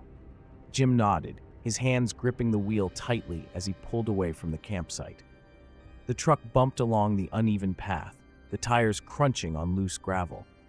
I tried to shake the image of the burnt crosses from my mind, but it clung to me like a bad memory. The road seemed longer than usual, every turn feeling like it took forever. As we approached the exit of the old campground, I noticed something unsettling.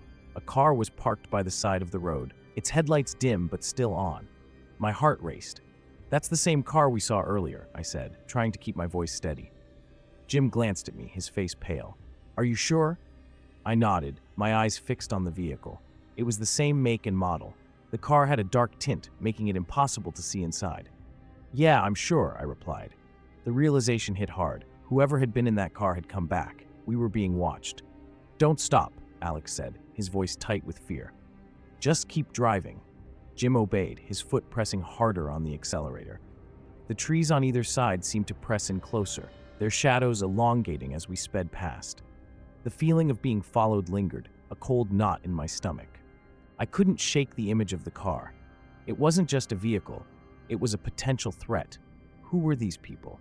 And what did they want with us? As we drove, my thoughts spiraled. What if they had seen us discover the crosses? What if they were waiting for the right moment to confront us?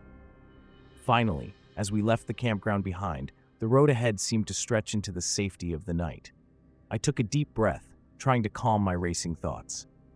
"We're okay," I said, but even I could hear the uncertainty in my voice. The drive back was quiet, each of us lost in our own thoughts.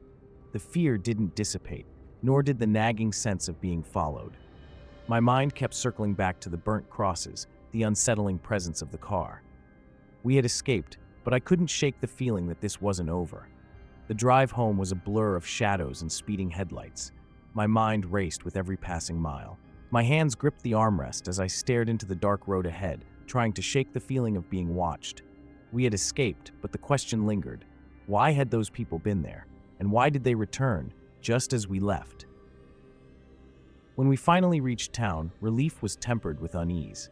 We parked outside Jim's place, the familiar surroundings offering little comfort. "Let's keep the doors locked tonight," I suggested, trying to sound casual, but failing to mask the tremor in my voice. Jim nodded, his face still pale. "Yeah, good idea." Alex didn't say much, just gave a curt nod as he got out of the truck. We parted ways, but I couldn't shake the feeling that something was wrong. As I lay in bed, the image of those burnt crosses replayed in my mind. They weren't just eerie relics, they felt like a warning. What had been buried beneath that fresh dirt? My thoughts were interrupted by the sound of my phone vibrating on the nightstand. It was a message from Jim. "Check the news. Something strange." My heart sank. I grabbed my phone and opened the news app. There was a local headline about a bizarre incident at the old campground. I skimmed the article. Authorities had found signs of recent activity, burned items, disturbed soil, and strange symbols. They suspected some kind of ritualistic activity. I stared at the screen, the blood draining from my face. This wasn't just about us stumbling upon something strange. Someone had been performing rituals there. My pulse quickened as I thought about the car we'd seen. Who were those people? What were they involved in? I glanced around my dark bedroom, feeling the walls close in. My imagination ran wild. The images of the burnt crosses and the empty car merged into a chilling realization. Those people hadn't just been there to scare us. They were waiting for something. Maybe they were still out there watching. The next day, I met up with Jim and Alex to talk. We agreed that we had to be more cautious. The feeling of being watched never left me, and the news only deepened the fear. We had escaped that night, but the sense of danger lingered. We decided to report our encounter to the authorities, but their response was lackluster. They chalked it up to pranksters or kids looking for thrills. It felt like no one took our concerns seriously. In the days that followed, the strange feeling never fully went away. I kept expecting to see that car parked by my house or to find someone watching from the shadows. The burnt crosses haunted my dreams, and every noise outside made me jump. It was as if we had stumbled upon something dark and secret, something that had no intention of letting us forget it.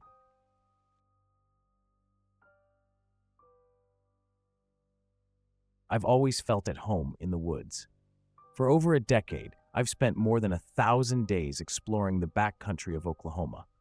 Nature has been my refuge, my escape from the noise and chaos of everyday life. I know my way around these forests as well as I know my own backyard.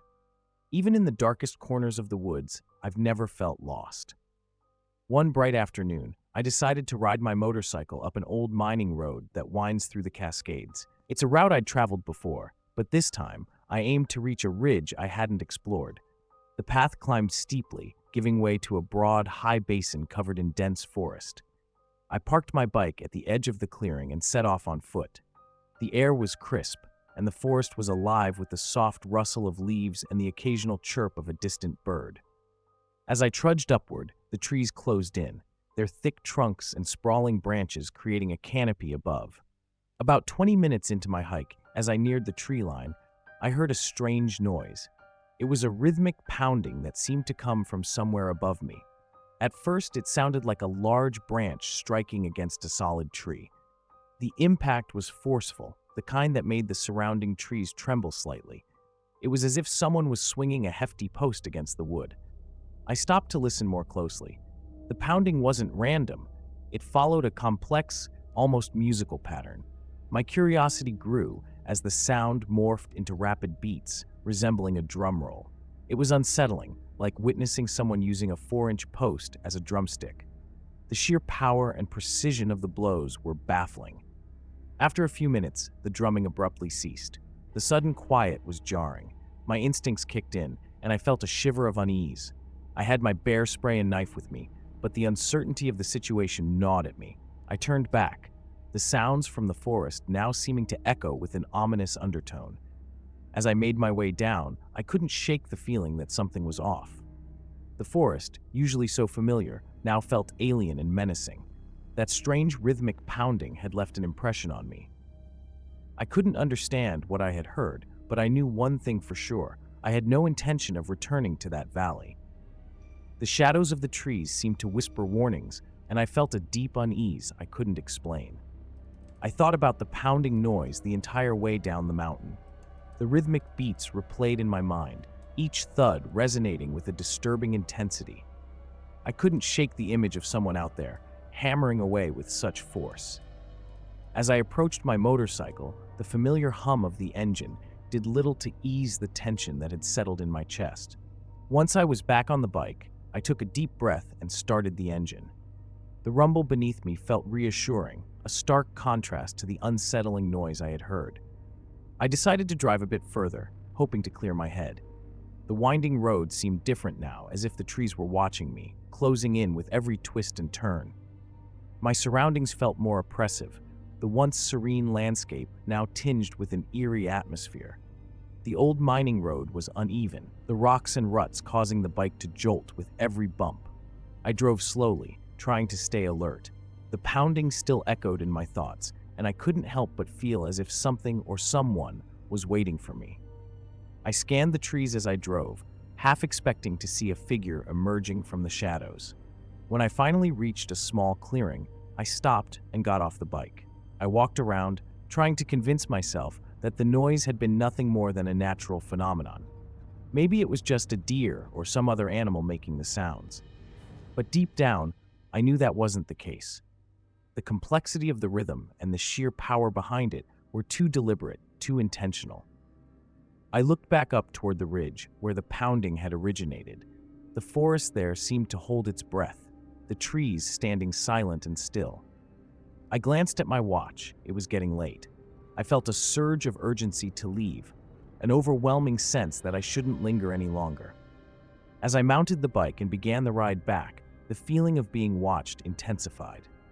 I kept checking the rearview mirror, expecting to see headlights or movement, but there was nothing. When I finally emerged from the dense forest into the open, the daylight seemed harsh and glaring. I couldn't wait to get home.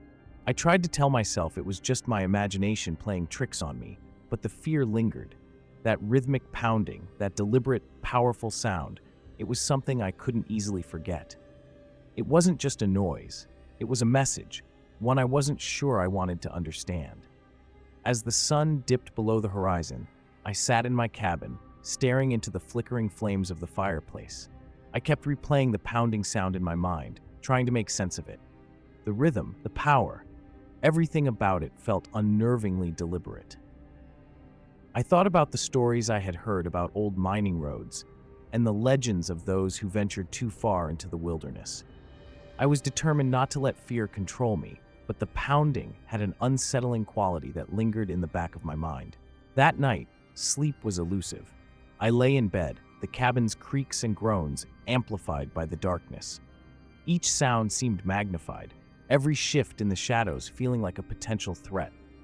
I tried to convince myself that it was just the stress of the day and the eerie sound that had rattled me. But as the night wore on, my thoughts grew darker. The pounding wasn't just a noise, it was something that seemed to reach out, trying to communicate, trying to draw me in. The next morning, I decided to return to the area where I had heard the sound. I I needed to understand what I had experienced. The forest felt different in the daylight, the once threatening shadows now giving way to a picturesque landscape. I parked my motorcycle at the base of the old mining road and started the hike up the ridge. As I ascended, the forest's tranquility seemed almost deceptive, like it was hiding something beneath its calm facade. When I reached the spot where I had heard the pounding, I scanned the area closely. There was nothing out of the ordinary, just the same dense trees and uneven ground. I walked around, trying to find any sign of what could have caused that strange noise. The only thing I found was an old, weather-beaten sign marking the end of the mining road. The words were barely legible, but the age of the sign made me feel uneasy. It was as if the forest itself was trying to guard its secrets. I sat down on a nearby rock, trying to calm my racing thoughts. As I rested, I noticed a faint, rhythmic noise in the distance. My heart skipped a beat. It was the same pattern I had heard before, but softer, almost like it was coming from further away. The realization hit me hard. The pounding I had heard wasn't just a random occurrence, it was part of a pattern. I could almost sense a presence out there, something watching, waiting. The tension was almost unbearable. I couldn't stay here any longer. I hurried back down the trail, my steps quickening with each passing minute. The forest seemed to close in on me as the shadows stretching longer and darker with every step. By the time I reached my motorcycle, I was nearly out of breath. I started the engine with a sense of urgency and sped away, the forest fading into the distance behind me. That night, I couldn't shake the feeling of being watched.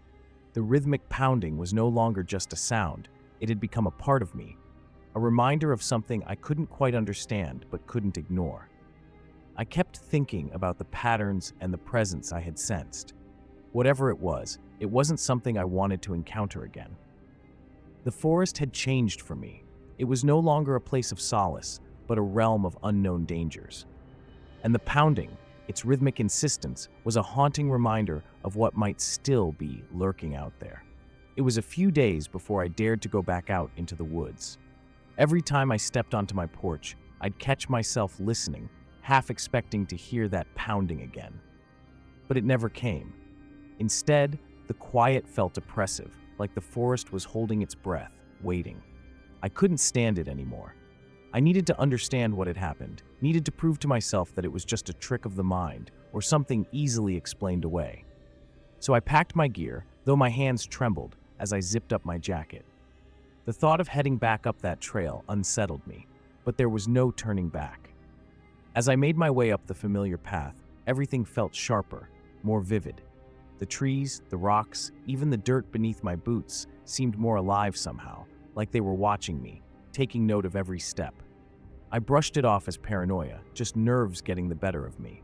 The ridge came into view, and I paused at the same spot I'd stood before. I couldn't shake the sense that I was walking back into something I shouldn't disturb. But the forest around me was still, not a branch swayed. I moved closer to where the sound had echoed from days earlier, my pulse quickening the deeper I went. Suddenly, there it was, that same rhythmic pounding, distant but unmistakable. My breath caught in my throat, and for a moment I thought about turning back, forgetting the whole thing. But I stayed frozen in place, listening. It wasn't just random noise.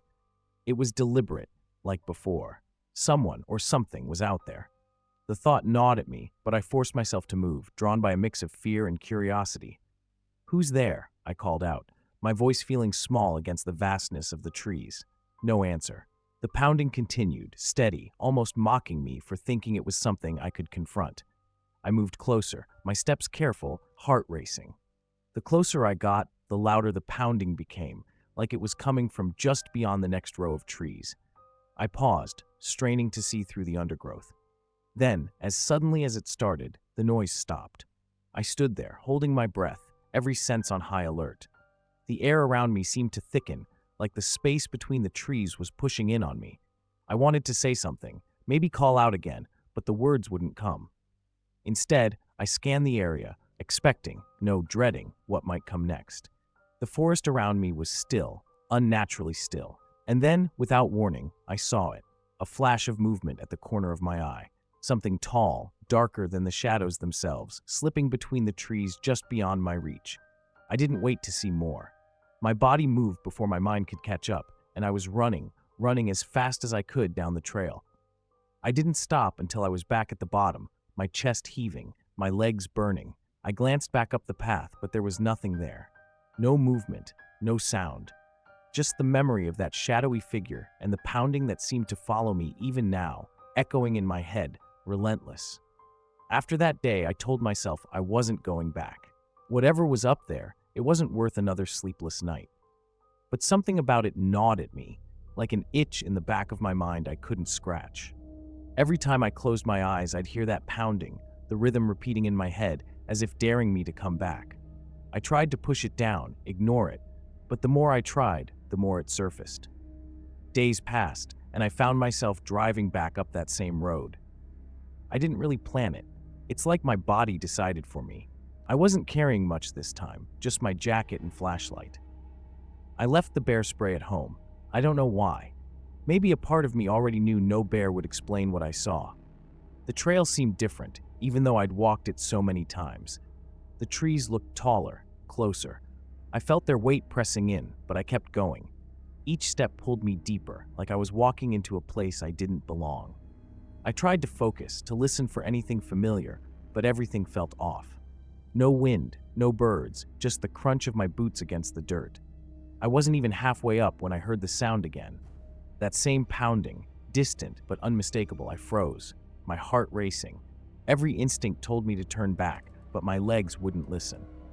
I moved toward the noise, slowly, feeling the tension coil tighter in my chest with each step. As I got closer, I noticed something strange. There were no marks on the trees, no signs of anything that could have caused that sound. But it was there, clear as day, pounding in that same maddening rhythm. Suddenly, I realized the pounding was behind me. I spun around, my breath catching in my throat. Nothing, just trees. My pulse hammered in my ears, drowning out everything else. I should have left. I knew that. But something kept me there, some need to understand, to know what had drawn me here in the first place. Then I saw it again, that shadow, moving between the trees. Only this time, it wasn't just a glimpse. It was closer, taller, darker. It moved with purpose, shifting between the trunks like it was watching me, waiting. My mouth went dry, and for a second I thought I'd imagined it. But no, it was real, too real. I stumbled backward, my eyes darting around, searching for an escape. That's when I saw it, carved deep into one of the trees. A mark. No, not a mark, a symbol.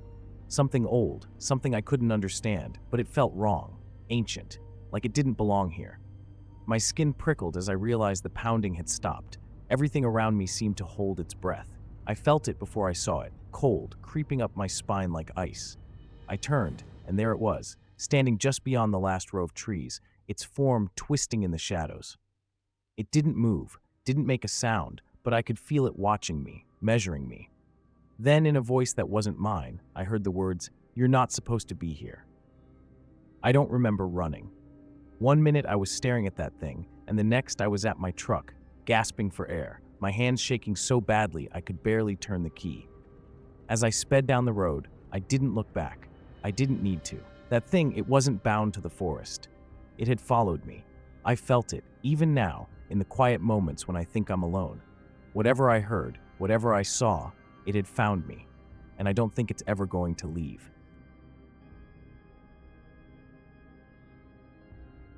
We got the call late in the afternoon. It wasn't unusual to hear about people getting lost in these woods. Happens more than folks realize. But this time, it was different. A group of teenagers hadn't returned from their camping trip, and the sun was starting to dip. My buddy Mark and I knew the area like the back of our hands, so when our friend from Search and Rescue asked for help, we didn't hesitate. It felt routine at first. Get in, find the kids, and head home. We started our trek while the sky was still a muted orange. The trees here stand tall, almost suffocating the light as you walk deeper. The forest has this way of swallowing sound, making everything seem distant, like the world outside doesn't exist. Mark was quiet, which wasn't like him, but I figured it was the gravity of the situation. I didn't say much either, focusing on the path ahead, scanning for any signs of where the teens might have gone off trail. The further we walked, the stranger things became. I noticed the first odd thing about 4 hours in. It was subtle, just a stick in the ground, but it had been sharpened at one end. At first, I brushed it off. Maybe one of the kids did it, or it was just debris. But as we kept moving, more appeared. Sticks, carved and thrust into the ground like crude markers. "What the hell is that about?" Mark muttered, finally breaking the silence.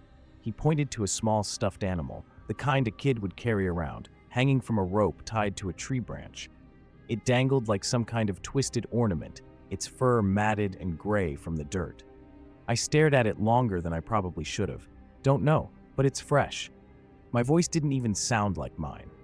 Too flat, too calm for what we were seeing. By now, the sun had fully dipped behind the trees, and the air had that chill that creeps up on you when you're out longer than expected. We pushed on, but the tension was different now.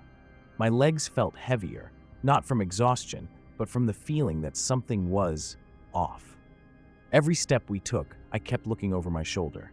Mark did too. It was like we were being watched, but I couldn't explain it.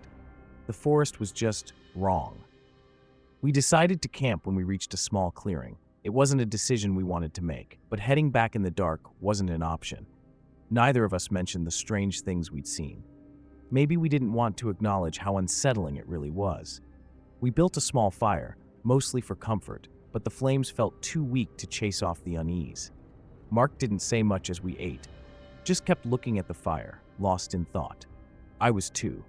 My mind kept going back to that stuffed animal, those carved sticks. Who the hell was out here doing that? It sure as hell wasn't the teenagers. They were supposed to be miles away. I lay down, but didn't expect to sleep. And I was right. The night felt endless, every little noise magnified in the dark. At some point, I must have dozed off, but it wasn't restful. When I woke, it was to the faint light of dawn breaking through the trees. I didn't even bother to wake Mark. We both knew we had to get out of there. Fast. The sun had barely come up when I rolled out of the sleeping bag. The fire had long since died out, and the morning air felt colder than it should have for summer. Mark was already up, crouched by his pack, staring into the trees. I could tell he hadn't slept much either. "You see anything?" I asked, more out of habit than hope. He shook his head, but didn't say a word. Something had changed since last night. The silence between us wasn't comfortable anymore. It was the kind of silence that hangs when no one wants to admit they're scared. We packed up quickly, eager to move. The strange carvings, the stuffed toy, all of it lingered in my head like a bad dream. But it wasn't a dream. We had seen it. I kept telling myself it had to be some weird prank, maybe other campers messing around. But the nagging feeling in my gut said otherwise. It was too deliberate, too fresh. As we headed out, I caught a glimpse of something caught on a branch a few feet off the path. A shred of fabric, torn and frayed. It was small, barely noticeable, but there was no mistaking it. "Mark," I called out, pointing to the piece of cloth. He came over, squinting at it. "That could be from one of the kids," he said, his voice quieter than usual. "Maybe," I agreed, though something about it didn't feel right. It was hanging too high, and the cut looked too clean. Still, it gave us a direction, a sign that we were close, or so we thought. We followed the faint trail of footprints for maybe an hour. The sun was higher now, but the trees were thick enough to keep most of the light out. It felt like we were walking in circles, even though we had a compass and a good sense of direction. I started to feel that itch between my shoulders, like we weren't alone. Every now and then, I'd hear a snap of a branch or the rustle of leaves, but when I looked, there was nothing. Just more trees, standing tall and still. Then, the radio crackled. A voice on the other end told us the teenagers had been found, 20 kilometers to the east. Safe and sound. I froze, the words not quite sinking in at first. "Found? That doesn't make sense. We've been following." I trailed off, looking at Mark. His face had gone pale. "Then who left these?" he whispered, glancing down at the footprints in the dirt. That's when the realization hit, cold and sharp. We hadn't been tracking the teenagers. Someone, or something else, had left those marks. Someone was ahead of us, leading us deeper into the woods, and they were close. Too close. "We need to go," I said, my voice tight. Mark didn't argue. We turned back the way we came, but every step felt heavier, like the forest was pushing back. We didn't talk after that. There was nothing to say. We started moving fast, retracing our steps as best we could. The footprints we'd followed were gone now, lost in the thick underbrush, or maybe they were never really there. The trees felt closer, pressing in on us. Mark stayed just ahead, his eyes fixed forward, not saying a word. Every so often, he'd glance back at me, his face tight with worry. It wasn't just the teenagers anymore. We knew that. Something else had been in these woods, and we were following it, or worse, it had been leading us. The sun barely made a difference through the canopy. Everything had this dull, muted quality, like the air had been sucked out of the place. The trail we thought we'd come in on didn't look familiar anymore. I kept scanning the trees, looking for something, anything that would mark our way out, but everything looked the same. "Mark," I finally called out, my voice low but sharp, "do you know where we are?" He stopped, turned around, and I saw it in his eyes. He didn't know. He opened his mouth to say something, but before he could, a sound cut through the trees. Not loud, not close, but enough to make us both freeze. It was a single snap of a branch, and it wasn't one of us. I felt my heart start to race. We both turned in the direction of the noise, but nothing moved. Just the stillness, that unnerving quiet. It wasn't the first time we'd heard something out here, but this time it felt different, like whoever or whatever had made that sound wanted us to know they were there, watching. "Let's keep moving," Mark muttered, his voice tight. He didn't need to tell me twice. We picked up the pace, but every step felt like it took us deeper into something we didn't understand. My mind was racing, trying to make sense of it all. Those carved sticks, the stuffed animal, the footprints. We'd walked into someone's territory, someone who knew these woods better than we did. I started to question everything. Why hadn't we seen any other signs of life? No birds, no animals, nothing.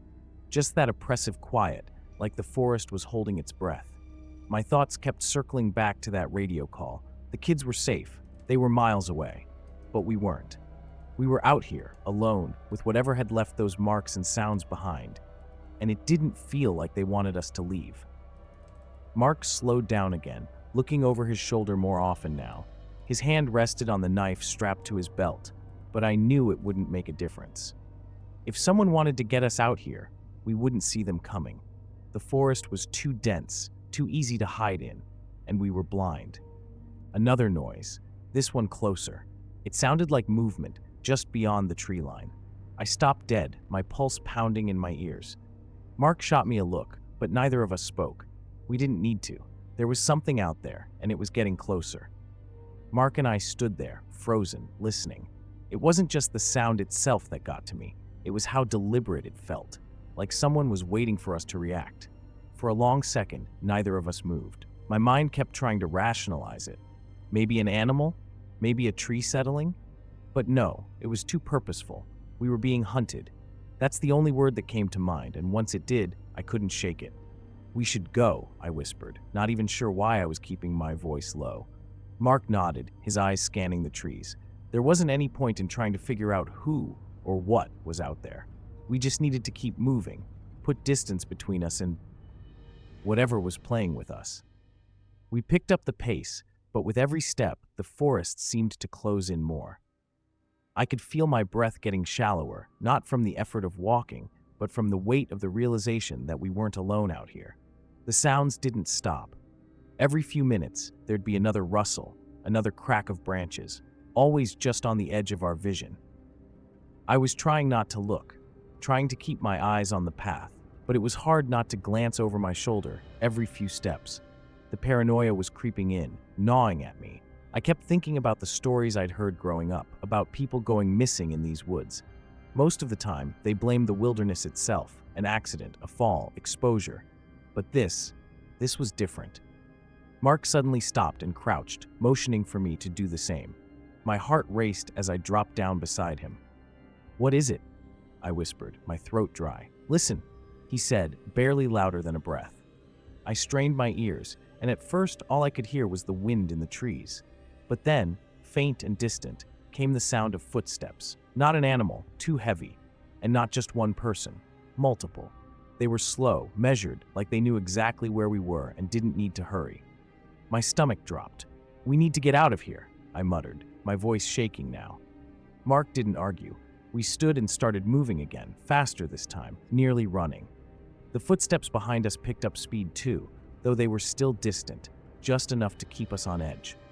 Every instinct in me screamed to run, but running meant noise, and noise meant giving away exactly where we were. I could feel my pulse hammering in my neck, my muscles tensed, ready to sprint, but I forced myself to keep a steady pace.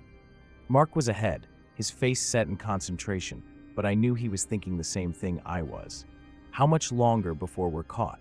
After what felt like an eternity, we stumbled onto a narrow trail. One I didn't recognize, but it was a trail nonetheless. For a brief moment, I felt a flicker of hope. Trails meant people. People meant safety, right? But the footsteps behind us hadn't stopped. They were closer now, like whoever was following us had been waiting for this. For us to make a mistake, to get comfortable. Mark looked at me, his face pale. "We can't stop," he said, barely able to hide the panic in his voice. "I know," I whispered, my mouth dry, every nerve on edge.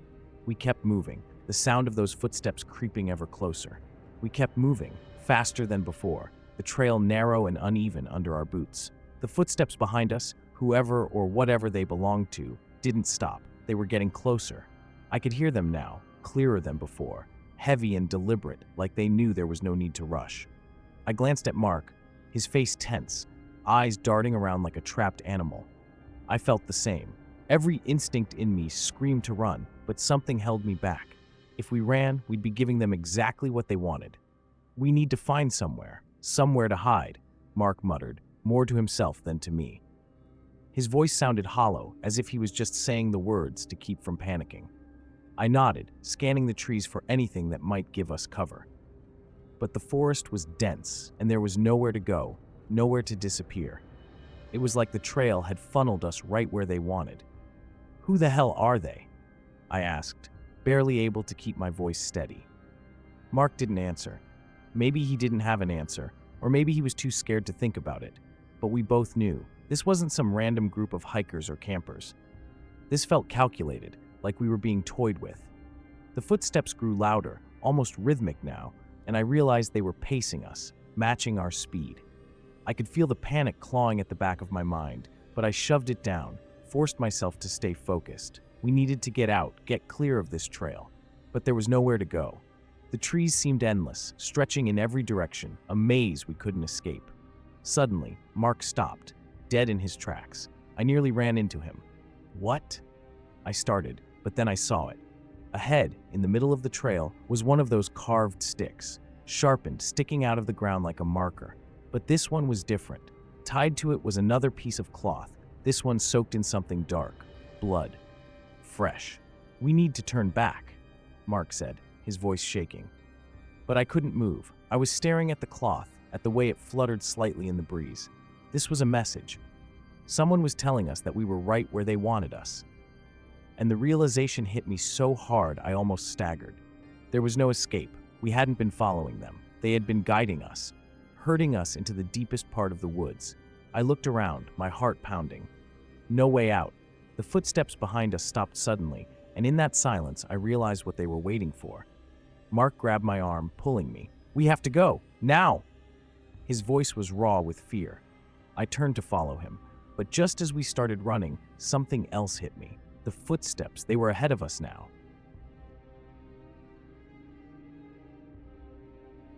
I've spent years working as a forest firefighter in Wyoming, deep in the Bighorn Mountains. It's a lonely job most days, but I never minded the isolation. There's something calming about the wild, about the sound of wind weaving through the pines and the steady rhythm of my boots on the dirt paths. I always felt at peace out there, with the mountains rising like ancient sentinels all around me. But lately, something's shifted, something I can't quite put my finger on. A few of the guys I work with love telling ghost stories, especially when we're stationed at the older ranger posts up in the mountains. According to them, some of these places are haunted, doors slamming in the middle of the night, tools moving on their own, footsteps in the attics. I always brushed it off as bored guys trying to freak each other out. It's easy to let your imagination run wild when you're alone out here. But after what happened last week, I'm not so sure anymore.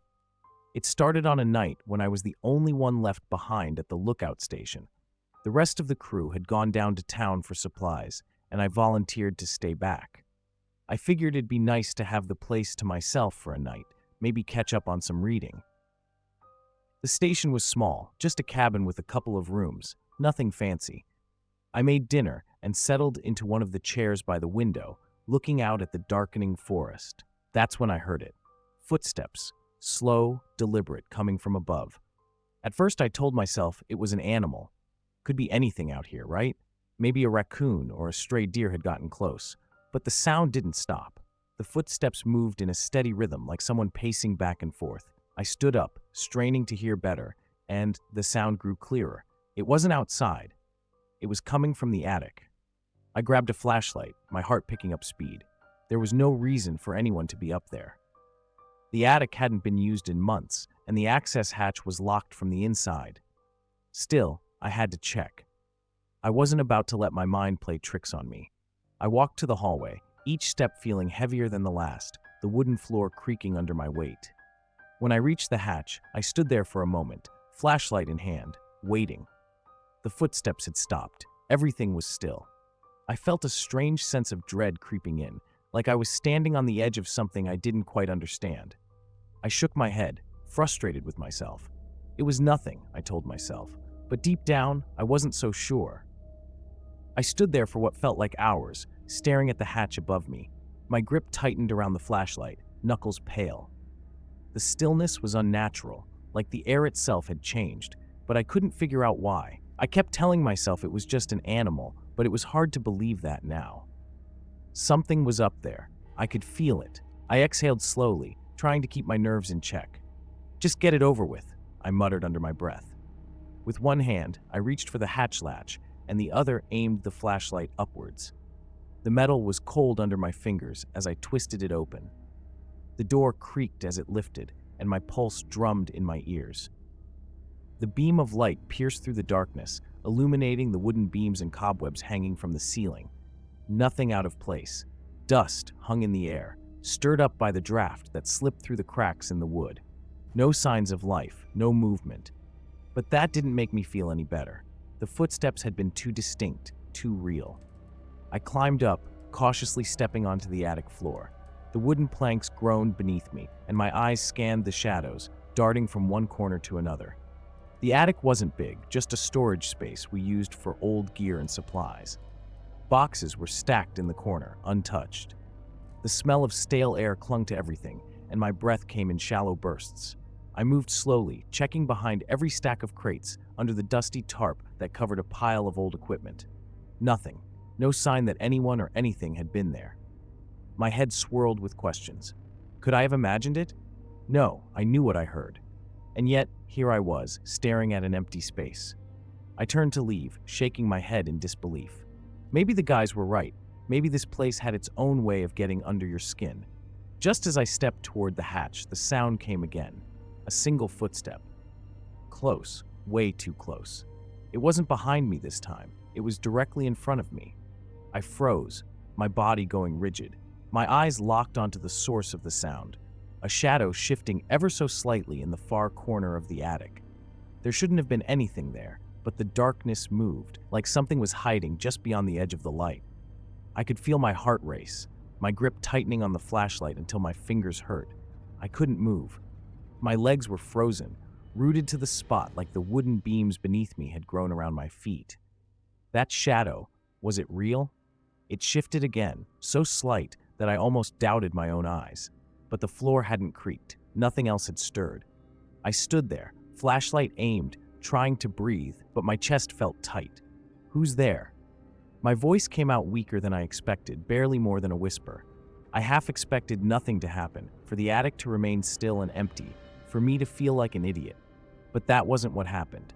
Instead, the shadow seemed to grow, creeping across the floor toward me, slow and deliberate. There was no sound, no footsteps, just movement like it was sliding, not walking. I stepped back, my pulse racing, and nearly stumbled into a stack of crates. My breath quickened as I flicked the flashlight back and forth, desperate for some kind of explanation. It couldn't be real. It had to be some kind of trick. Shadows didn't just move on their own. They didn't act like that. But here it was, this creeping darkness, and my mind was scrambling to make sense of it. "Come on, man, you're losing it," I muttered to myself, as if saying it aloud would snap me back to reality. My hand was shaking, the light bouncing across the wooden planks in erratic patterns. Part of me wanted to rush for the hatch, climb down, and pretend this never happened. But another part, a bigger part, needed to know what the hell was going on. I couldn't just leave. I took a slow, deliberate step forward toward the corner where the shadow had been. My heart pounded so loud I could hear it in my ears, but I forced myself to keep going. My flashlight cut through the dark, landing on a small, worn box shoved against the far wall. It was old, dust caked around its edges, like it had been sitting there for years. For a moment, everything stopped. The shadow was gone. The attic looked exactly how it had before, like nothing strange had happened at all. I let out a breath I hadn't realized I'd been holding, but that sense of relief was short-lived. As I took another step closer to the box, I noticed something, a handprint in the dust. Fresh. Too fresh. It was small, delicate, like a child's, and it sent a cold shiver down my spine. I didn't want to believe what I was seeing. There was no one else up here. I was alone. I had to be alone. But that handprint said otherwise, and I could feel a rising dread building in my chest. I stared at the handprint for what felt like forever, my mind racing to come up with an explanation that didn't involve the impossible. The size of it, though, it was too small, too perfect. I wiped my forehead with the back of my hand, the sweat cold against my skin. Maybe it was just old. Maybe someone had brought their kid up here years ago, and I hadn't noticed the print until now. But deep down, I knew that was a stretch. My hand hovered over the dusty box. Something about it felt wrong, like touching it would set something in motion that couldn't be undone. But I had to know. I crouched down, careful not to disturb the handprint, and gently pried the box open. The hinges groaned, the lid resisting for a second before giving way. Inside were a few old tools, rusted, useless things that had probably been here since the place was built. And then I saw it, nestled underneath the clutter. A small, weathered doll. I blinked, the doll's blank eyes staring back at me from its faded porcelain face. It looked ancient, its once vibrant colors worn down by time. There was something unsettling about it, the way it seemed to watch me, its gaze unwavering even as I shifted. My hands trembled as I reached in and picked it up, the porcelain cool and oddly heavy in my grip. "Why would this be here?" I muttered, my voice barely above a whisper. Dolls weren't exactly something you'd expect in a fire lookout. Who left this? And why in such a hidden place? Suddenly, I heard a faint creak behind me. Every instinct told me not to turn around, but I couldn't help it. Slowly, I twisted my neck, the flashlight beam sweeping over the attic space. Nothing, just shadows dancing along the walls, playing tricks on my already frazzled nerves. But I couldn't shake the feeling that I wasn't alone up here anymore. Something was watching. Waiting. I stood up, still clutching the doll, my mind racing. It didn't make sense, but nothing about this night was making sense. Maybe this was why the others talked about the station being haunted. Maybe it was just stories like this, strange little things that didn't add up, building over time until they felt like more. Or maybe there was something else, something I didn't want to believe. I heard it again, that creak. Louder this time, closer. The hair on the back of my neck stood up as I turned, and there, just beyond the beam of my flashlight, I saw it.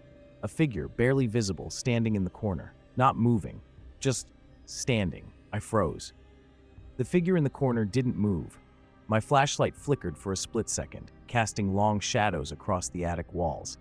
It was hard to tell if it was a person, but there was definitely something standing there, barely visible.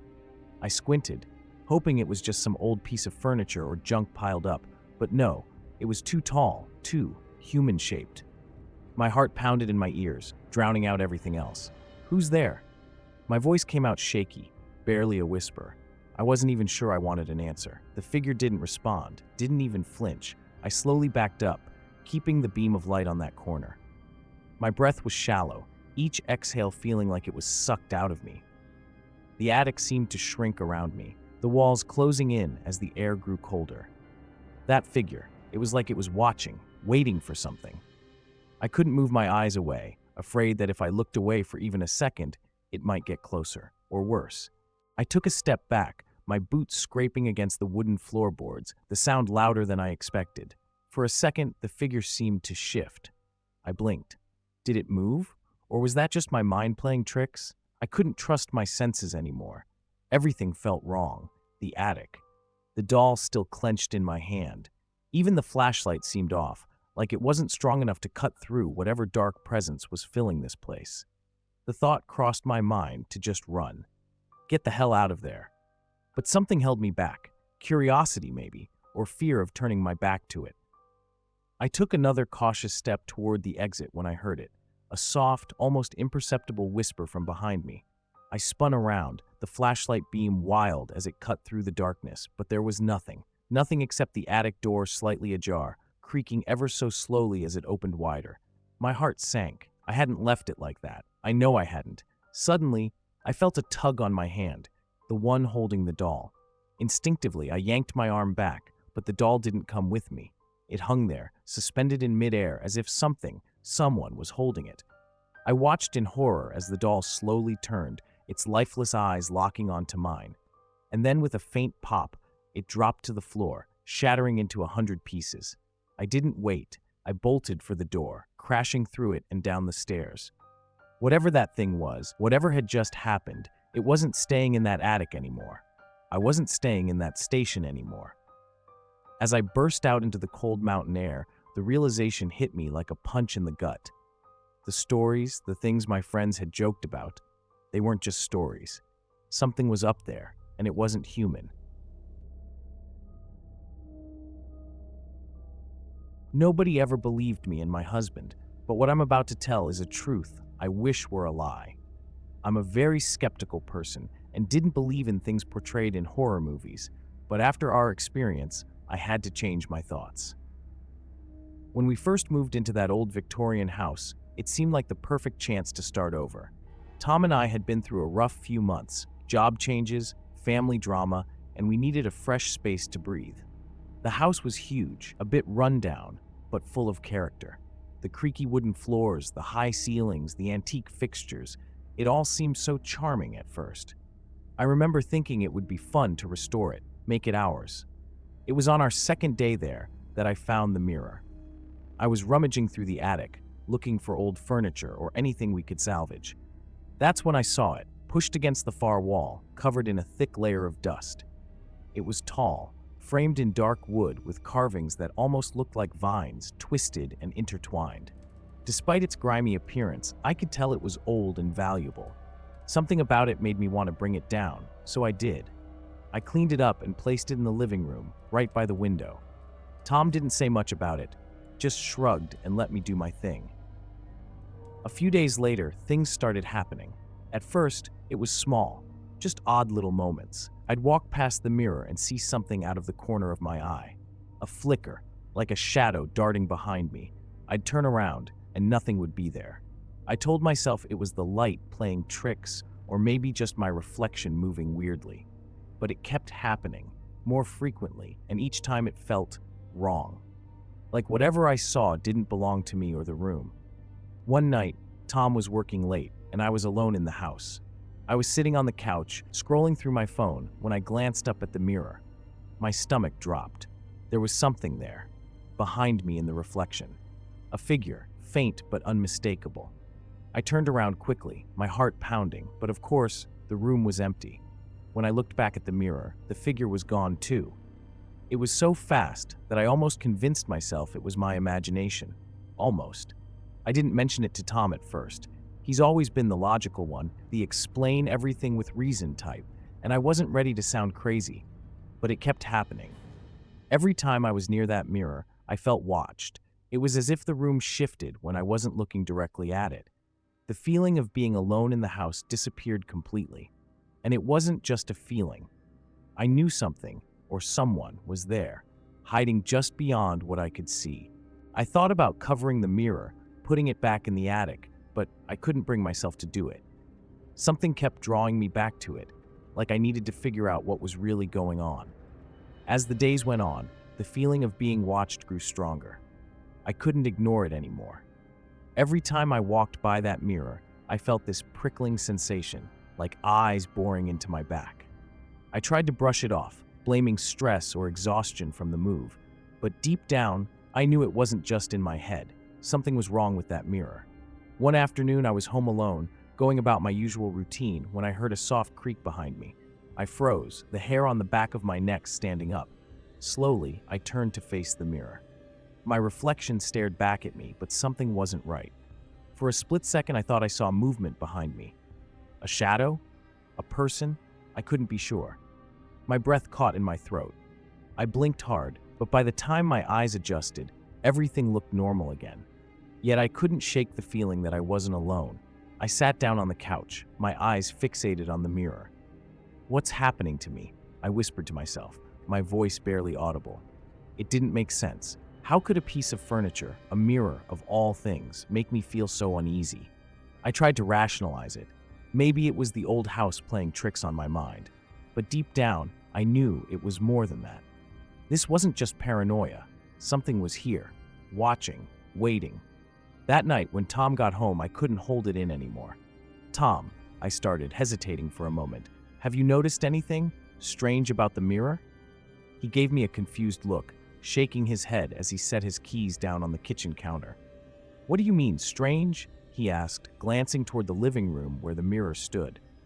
I could tell by his tone he wasn't taking me seriously, but I pressed on. "I don't know," I said, struggling to find the right words. "It's like there's something wrong with it.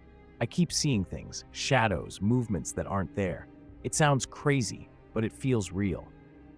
Tom sighed, walking over and wrapping his arm around me. "Sarah, we've been through a lot lately. It's just an old mirror. Maybe your mind is playing tricks on you. There's no one here but us." I nodded, but his words didn't bring any comfort. Even though Tom didn't believe me, I could feel it. The mirror wasn't just reflecting the room, it was showing something else.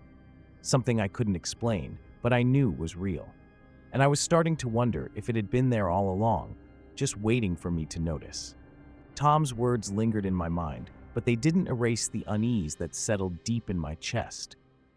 It was getting harder to convince myself that everything was normal. The mirror had become something I avoided, but at the same time I couldn't resist looking at it. It was almost magnetic, pulling my attention every time I walked through the room. Part of me wanted to cover it, but another part, a curious, terrified part, needed to see what would happen next. One evening, I found myself standing in front of it, staring at my reflection. The room behind me looked just as it should. The worn couch, the faint light from the window, Tom's jacket draped over the chair. But as I gazed at myself, something shifted. It wasn't my face that changed. No, it was something behind me, a flicker of movement. My breath hitched, but I couldn't turn around. My legs felt like lead. "Tom?" I called out, my voice barely above a whisper.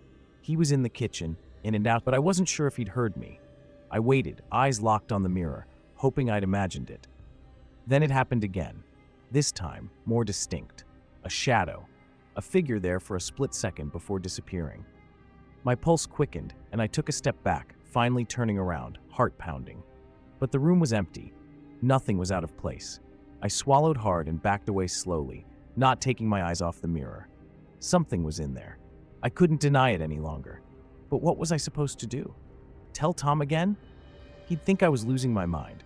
Hell, maybe I was. But whatever was in that reflection, it wasn't just in my head. Later that night, I couldn't sleep. Every creak in the house, every distant noise outside, it all felt wrong. Lying in bed, I stared at the ceiling, waiting for the feeling to pass, but it clung to me, heavy and suffocating. Tom had fallen asleep quickly, completely unaware of the anxiety eating away at me. I thought about the mirror again, about that shadowy figure. Was it real? Was I just letting my imagination get the best of me?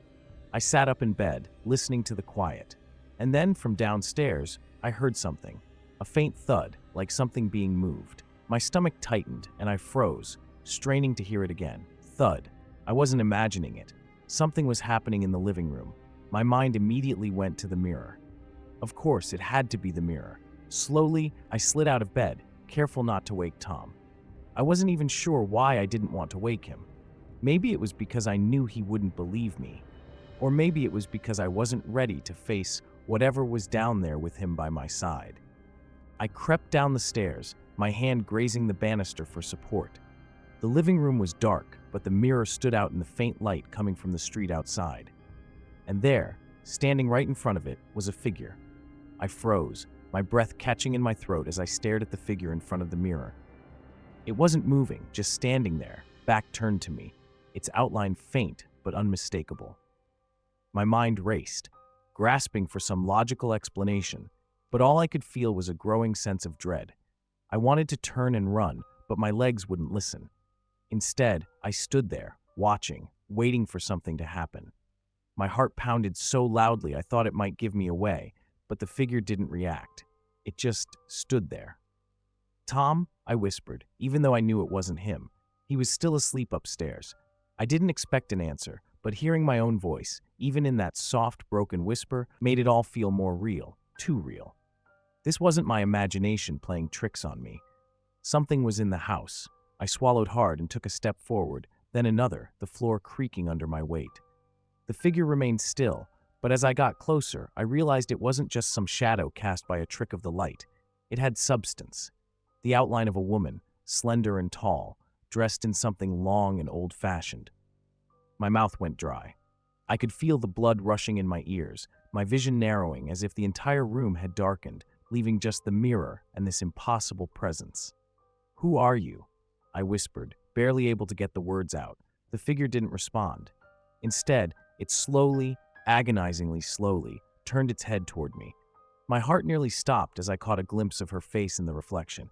Pale, hollow eyes stared back at me, empty but somehow full of an unspoken rage, her lips pressed into a thin, unmoving line. I took a step back, my foot catching on the edge of the rug, and I almost fell, but I couldn't look away. The woman in the mirror was still watching me, but what terrified me more was the realization that her reflection wasn't quite matching her movements. The figure in front of me was facing away, but her face in the mirror was turned fully toward me, her expression fixed in an unnatural stare that made my skin crawl. Panic surged through me, and I finally tore my gaze away, stumbling backward toward the stairs. I needed to get to Tom. I needed to wake him, to make him see what I was seeing. But as I turned to run, I heard a faint, almost imperceptible sound, a laugh, low, guttural, and coming from the mirror. My blood ran cold, and I didn't dare look back.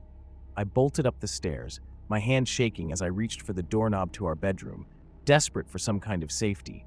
Though deep down, I knew there was none. I slammed the bedroom door behind me, my breath coming in short, ragged gasps. Tom stirred in bed, barely lifting his head. "Sarah, what's going on?" His voice was thick with sleep, oblivious to the terror I was feeling. I couldn't bring myself to answer right away. I just stood there, leaning against the door, trying to calm the pounding in my chest, my hand still trembling on the knob. "There's someone in the house," I finally managed to say, though the words felt ridiculous as soon as they left my mouth. Who was I kidding? How could I even begin to explain what I saw? A woman, but not really a woman. Something else, something worse. Tom sat up, rubbing his eyes. "What are you talking about? I didn't hear anything." His casual tone made me want to scream. Didn't he understand? There was something, no, someone, downstairs, standing in front of the mirror like she belonged there, like she'd always been there. "I saw her," I whispered, feeling a chill wash over me again as the memory of those eyes in the mirror flickered through my mind. She was in the mirror, watching me. Even as I said it, I could hear how insane it sounded. Tom, predictably, sighed and shook his head. "Babe, you're just exhausted. This house, the move, it's a lot. You probably just imagined it."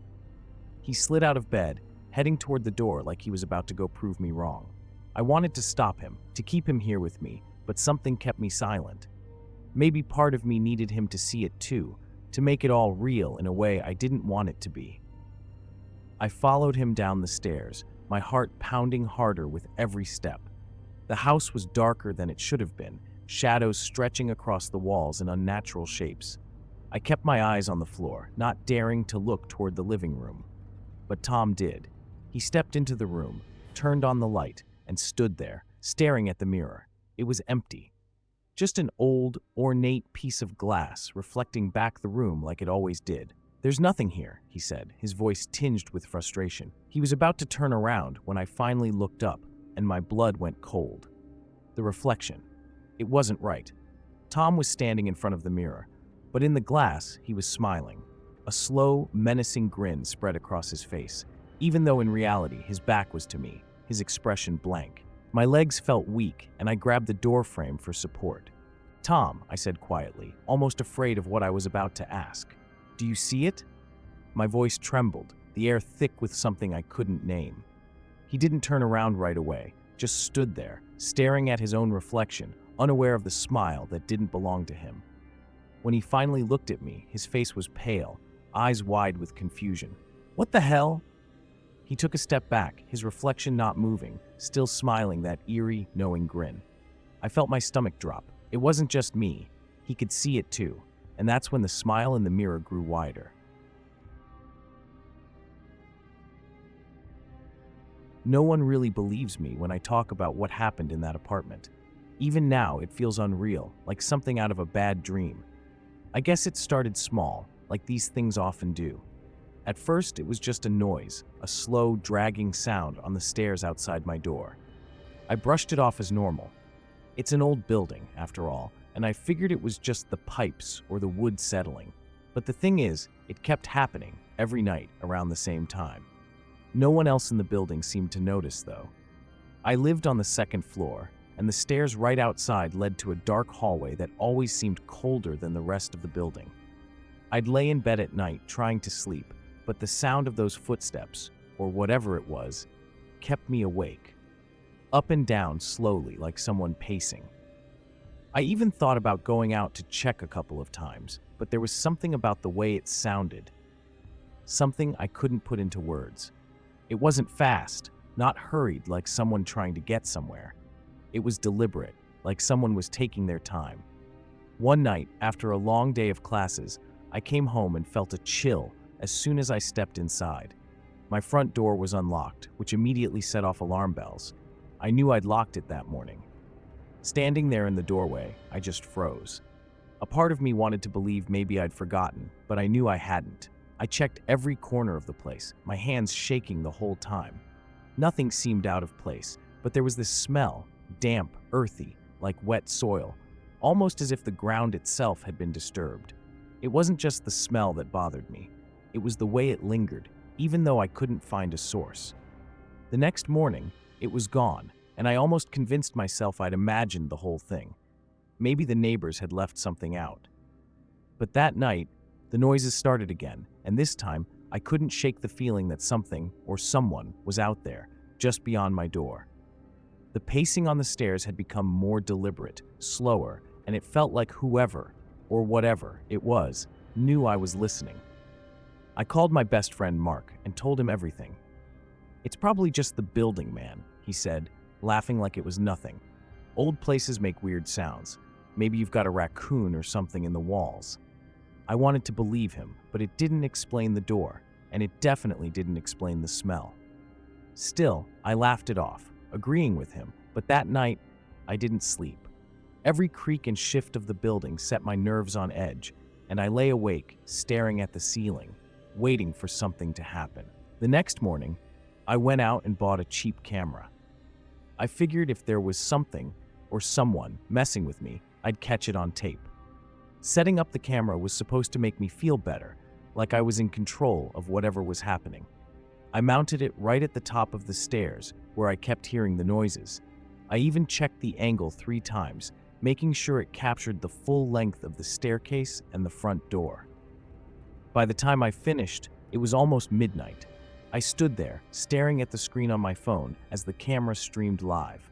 It felt ridiculous, but at least I wasn't just sitting around, waiting for something to happen. That night, the pacing started again. This time, it was louder. My first instinct was to grab my phone and check the camera feed. But as I reached for it, a thought hit me. What if I see something? My hand froze halfway. I couldn't explain it, but the idea of actually catching whatever was out there sent a jolt through me. I wasn't sure I was ready to face it. For a few minutes, I just lay there, trying to convince myself that it was better not to look. But the sounds kept coming, slow and deliberate, up and down the stairs. I grabbed the phone and opened the app. The screen flickered to life, showing the grainy view of the empty staircase.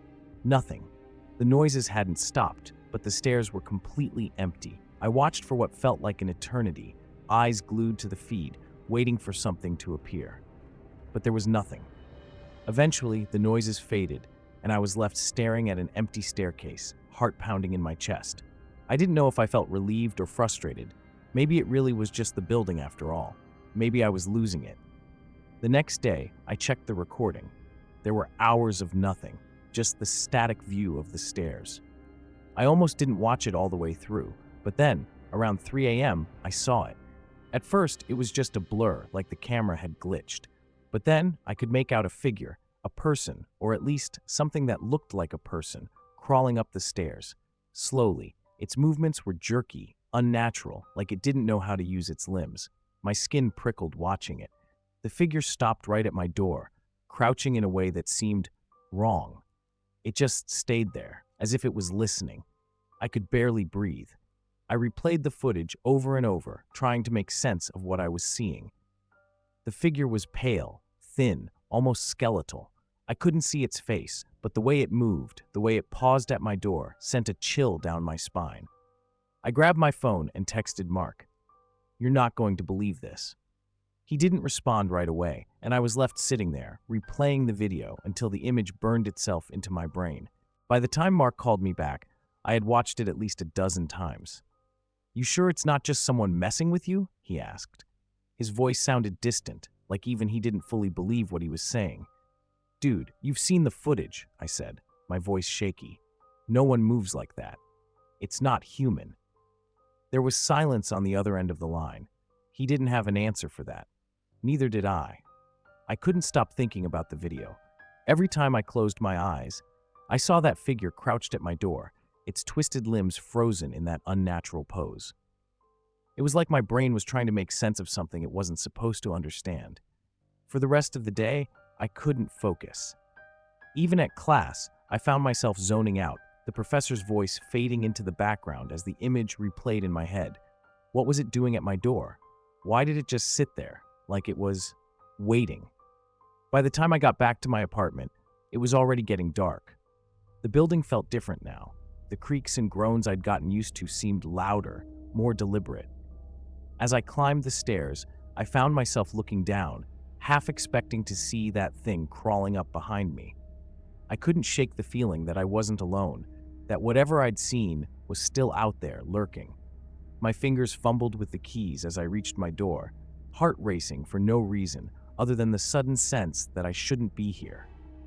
When I stepped inside, the smell hit me. That same smell from the night before, wet earth, like someone had dragged mud through the hallway. But the floor was clean.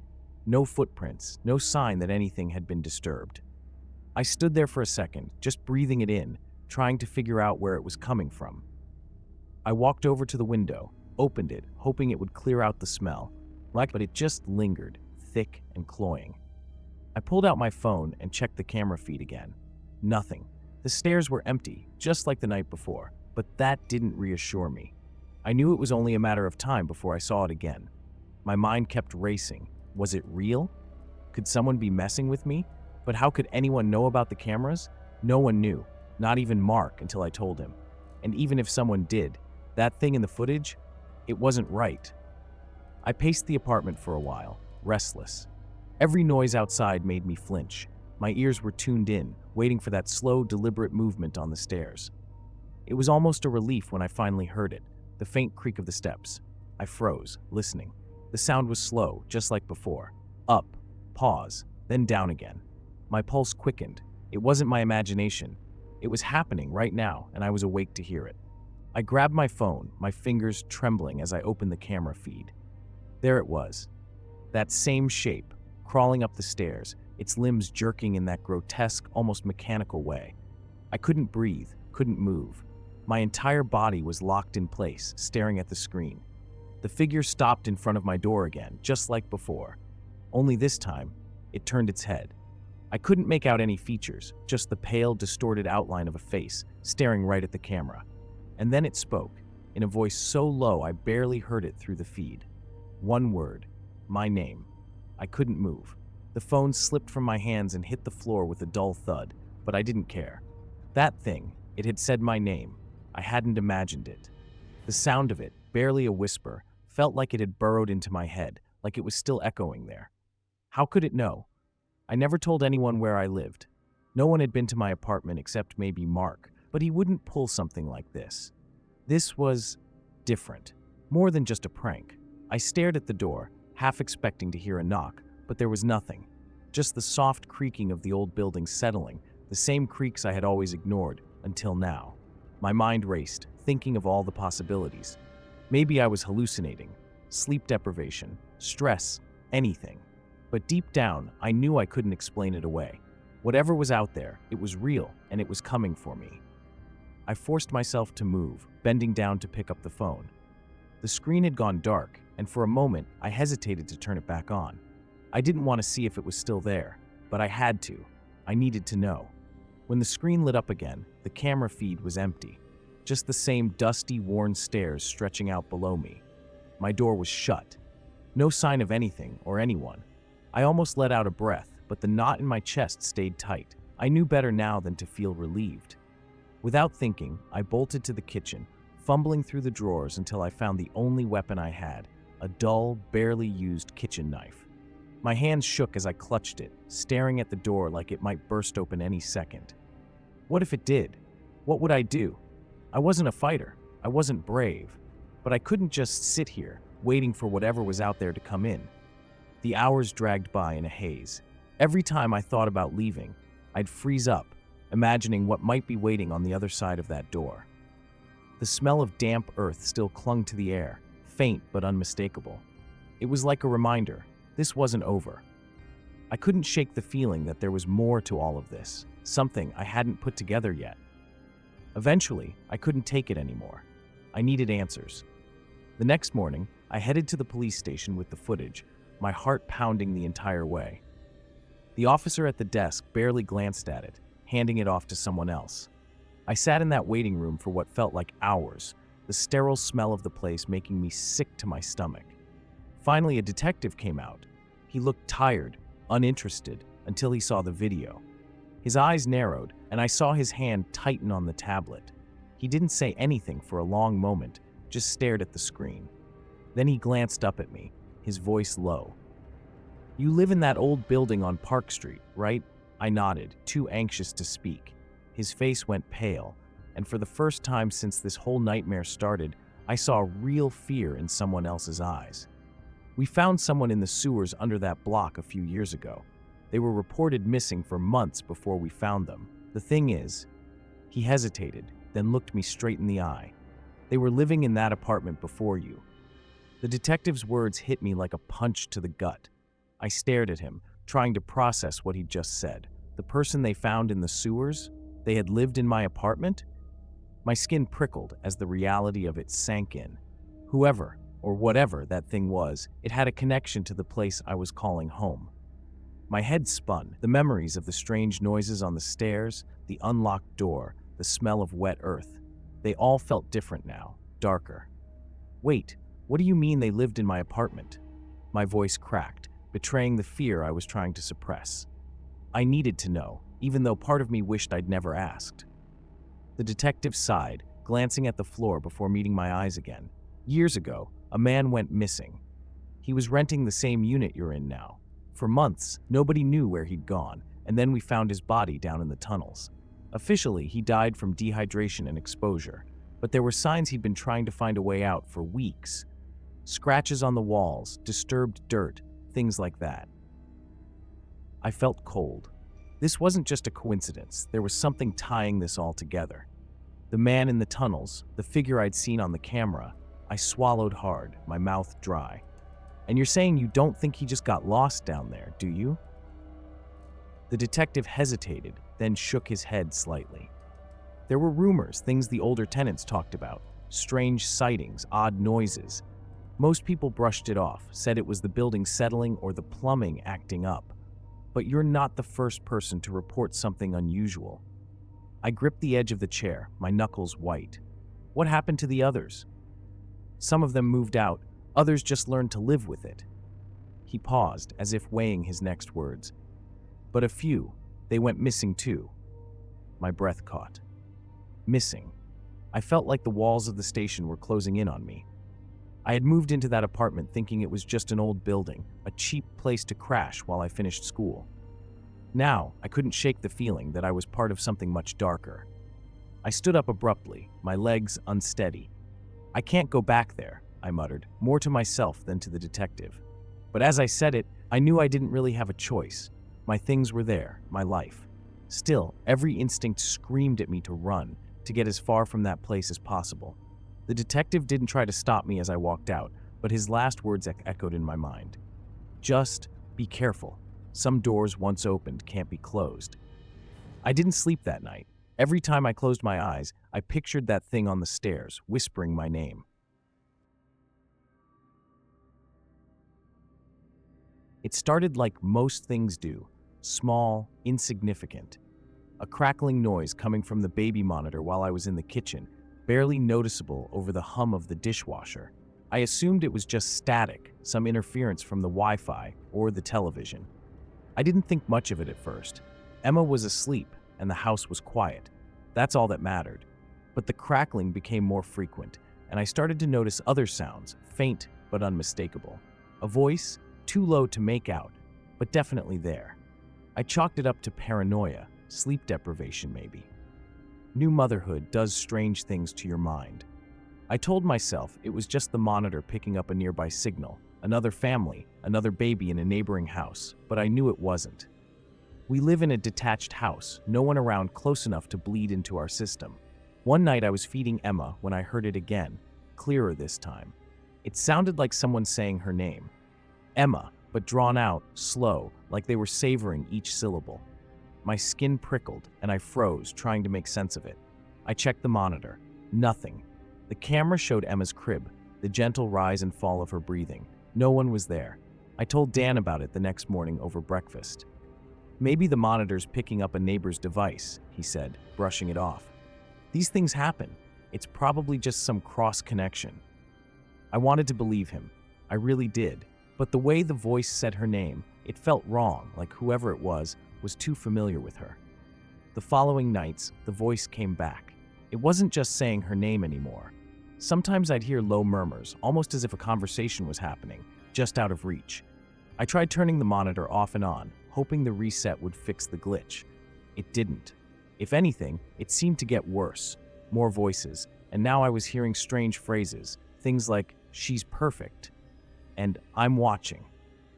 My heart raced every time I heard it, but I kept trying to reason with myself. Maybe it was just a technical issue, some kind of interference I couldn't explain. But deep down, something felt off, like we weren't alone in our own home anymore. I couldn't shake the feeling that something was wrong, but I kept telling myself I was being paranoid. It's easy to get lost in your head when you're home all day with a newborn. You start second-guessing everything, especially when the house is quiet and your mind fills the gaps. I didn't want to admit it, but the more I heard the voices through the monitor, the more they started to feel intentional, like someone was on the other end, trying to get my attention. One night, I decided to sit up and watch the monitor after I'd put Emma to bed. I felt ridiculous, like some character in a movie who jumps at shadows, but I had to know. The room was dark, except for the soft glow of the baby monitor screen. Emma was asleep, curled up like always. Everything seemed normal, at least for a while. Then, I heard it again. A low voice, almost a whisper, creeping through the static. I leaned closer, heart pounding. It was saying her name again. "Emma! Emma!"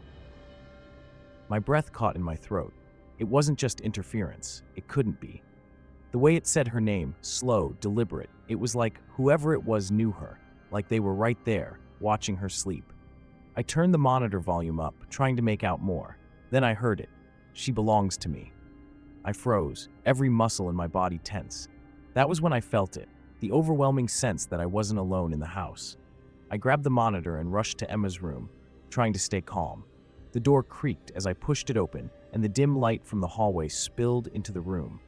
I scanned the space, but nothing was out of place. Emma was still sleeping soundly in her crib, oblivious to the nightmare unfolding around her. I checked the camera. No one. The voice had stopped, but I couldn't shake the sensation, the feeling that something had been there, something I couldn't see. I picked Emma up, holding her close, as if that would somehow keep whatever it was at bay. I stood there in the middle of her room, listening, waiting for something, anything, to explain what was happening. I didn't sleep that night. I couldn't. Instead, I stayed up watching the monitor, waiting for the voice to return. Every little sound, every crackle, sent my nerves into overdrive, but nothing else came. By morning, I felt like I was losing my mind. I told Dan again, but this time he just laughed it off, said I was probably just sleep-deprived and stressed out. "You need to rest," he said. "You're hearing things." But I knew it wasn't just in my head. Something was wrong, and it was only getting worse. After that night, I couldn't shake the feeling that I was being watched.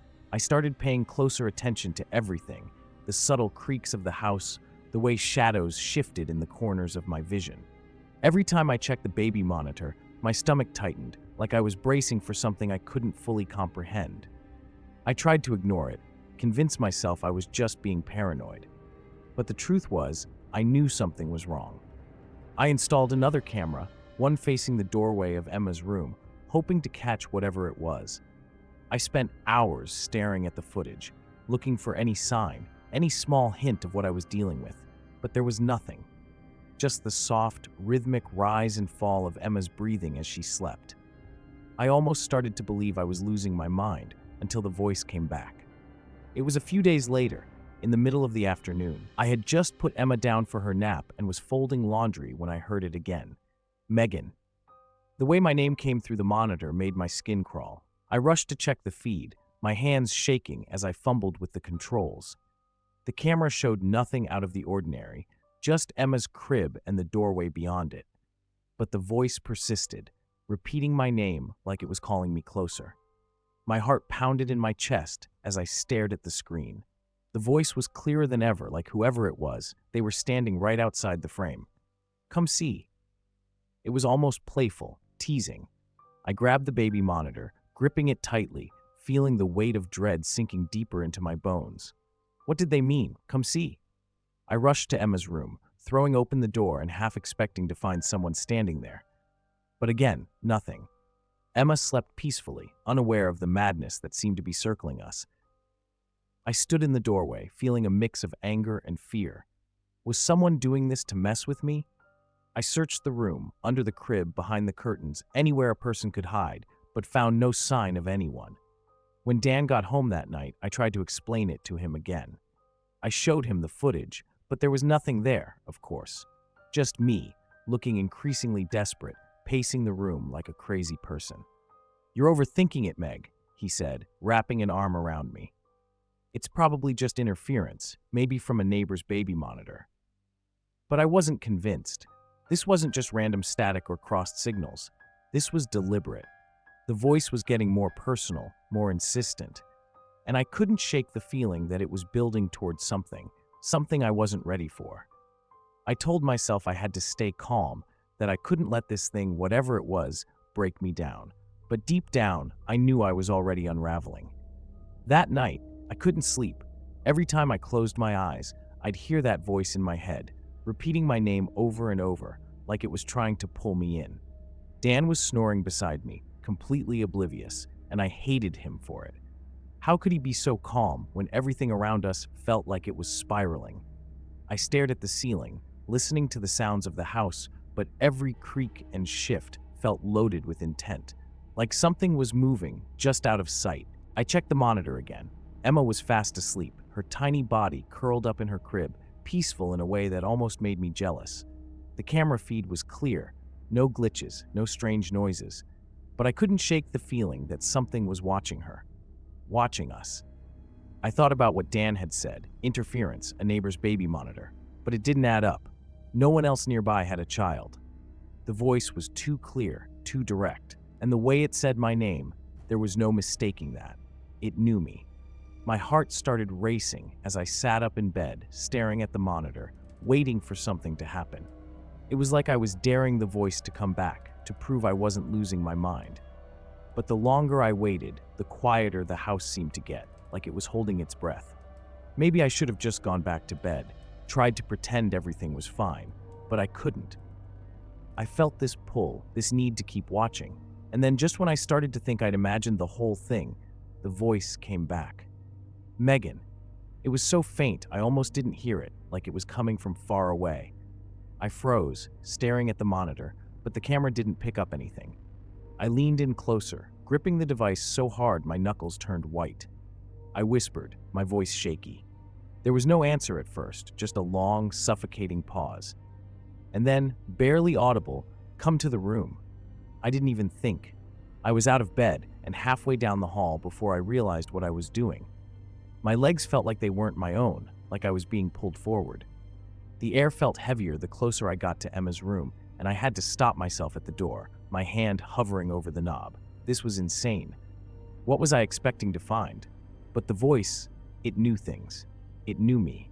I pushed the door open slowly, half expecting something to be waiting on the other side. The room was dark, except for the soft glow of the nightlight. Emma was still asleep, undisturbed, but I couldn't shake the feeling that something was wrong. I stepped inside, scanning the room, my pulse pounding in my ears. And then I saw it, the closet door, just slightly ajar, like someone had been inside. I stood frozen at the edge of Emma's room, staring at that slightly open closet door. My mind raced, trying to piece together what I should do next. Every rational part of me wanted to just shut the door, go back to bed, and tell myself it was nothing. But the other part, the part that had heard my name whispered from the monitor, knew better. There was something behind that door, or at least there had been. I moved toward it slowly, feeling every step, my bare feet cold against the wooden floor. My breath came shallow, and I realized I was holding it as if that would somehow make me invisible to whatever might be in there. With every inch I got closer, my grip tightened on the baby monitor in my hand, like it was some kind of weapon. Which, of course, it wasn't. What the hell was I going to do with a plastic monitor? Smash it over someone's head? I stopped just in front of the closet, my hand trembling as it reached for the door handle. For a split second, I thought about waking Dan, but I knew he wouldn't believe me. He'd tell me it was my imagination again, or worse, he'd laugh it off like he always did when I got paranoid about something small. No, this was something I had to face on my own. For Emma. With a quick, sharp pull, I yanked the closet door open. Nothing. Just Emma's tiny dresses and onesies hanging there, swaying slightly from the force of my pull. I exhaled, the knot in my stomach loosening just a bit. Maybe I was losing it. I started to close the door, feeling a mix of relief and stupidity for letting my mind run wild like that. And then I heard it again. A faint click. Not from the closet, from the monitor. I glanced down at the screen, expecting to see Emma's crib just as peaceful as before, but instead, the screen flickered, showing a dark, grainy figure moving in the hallway.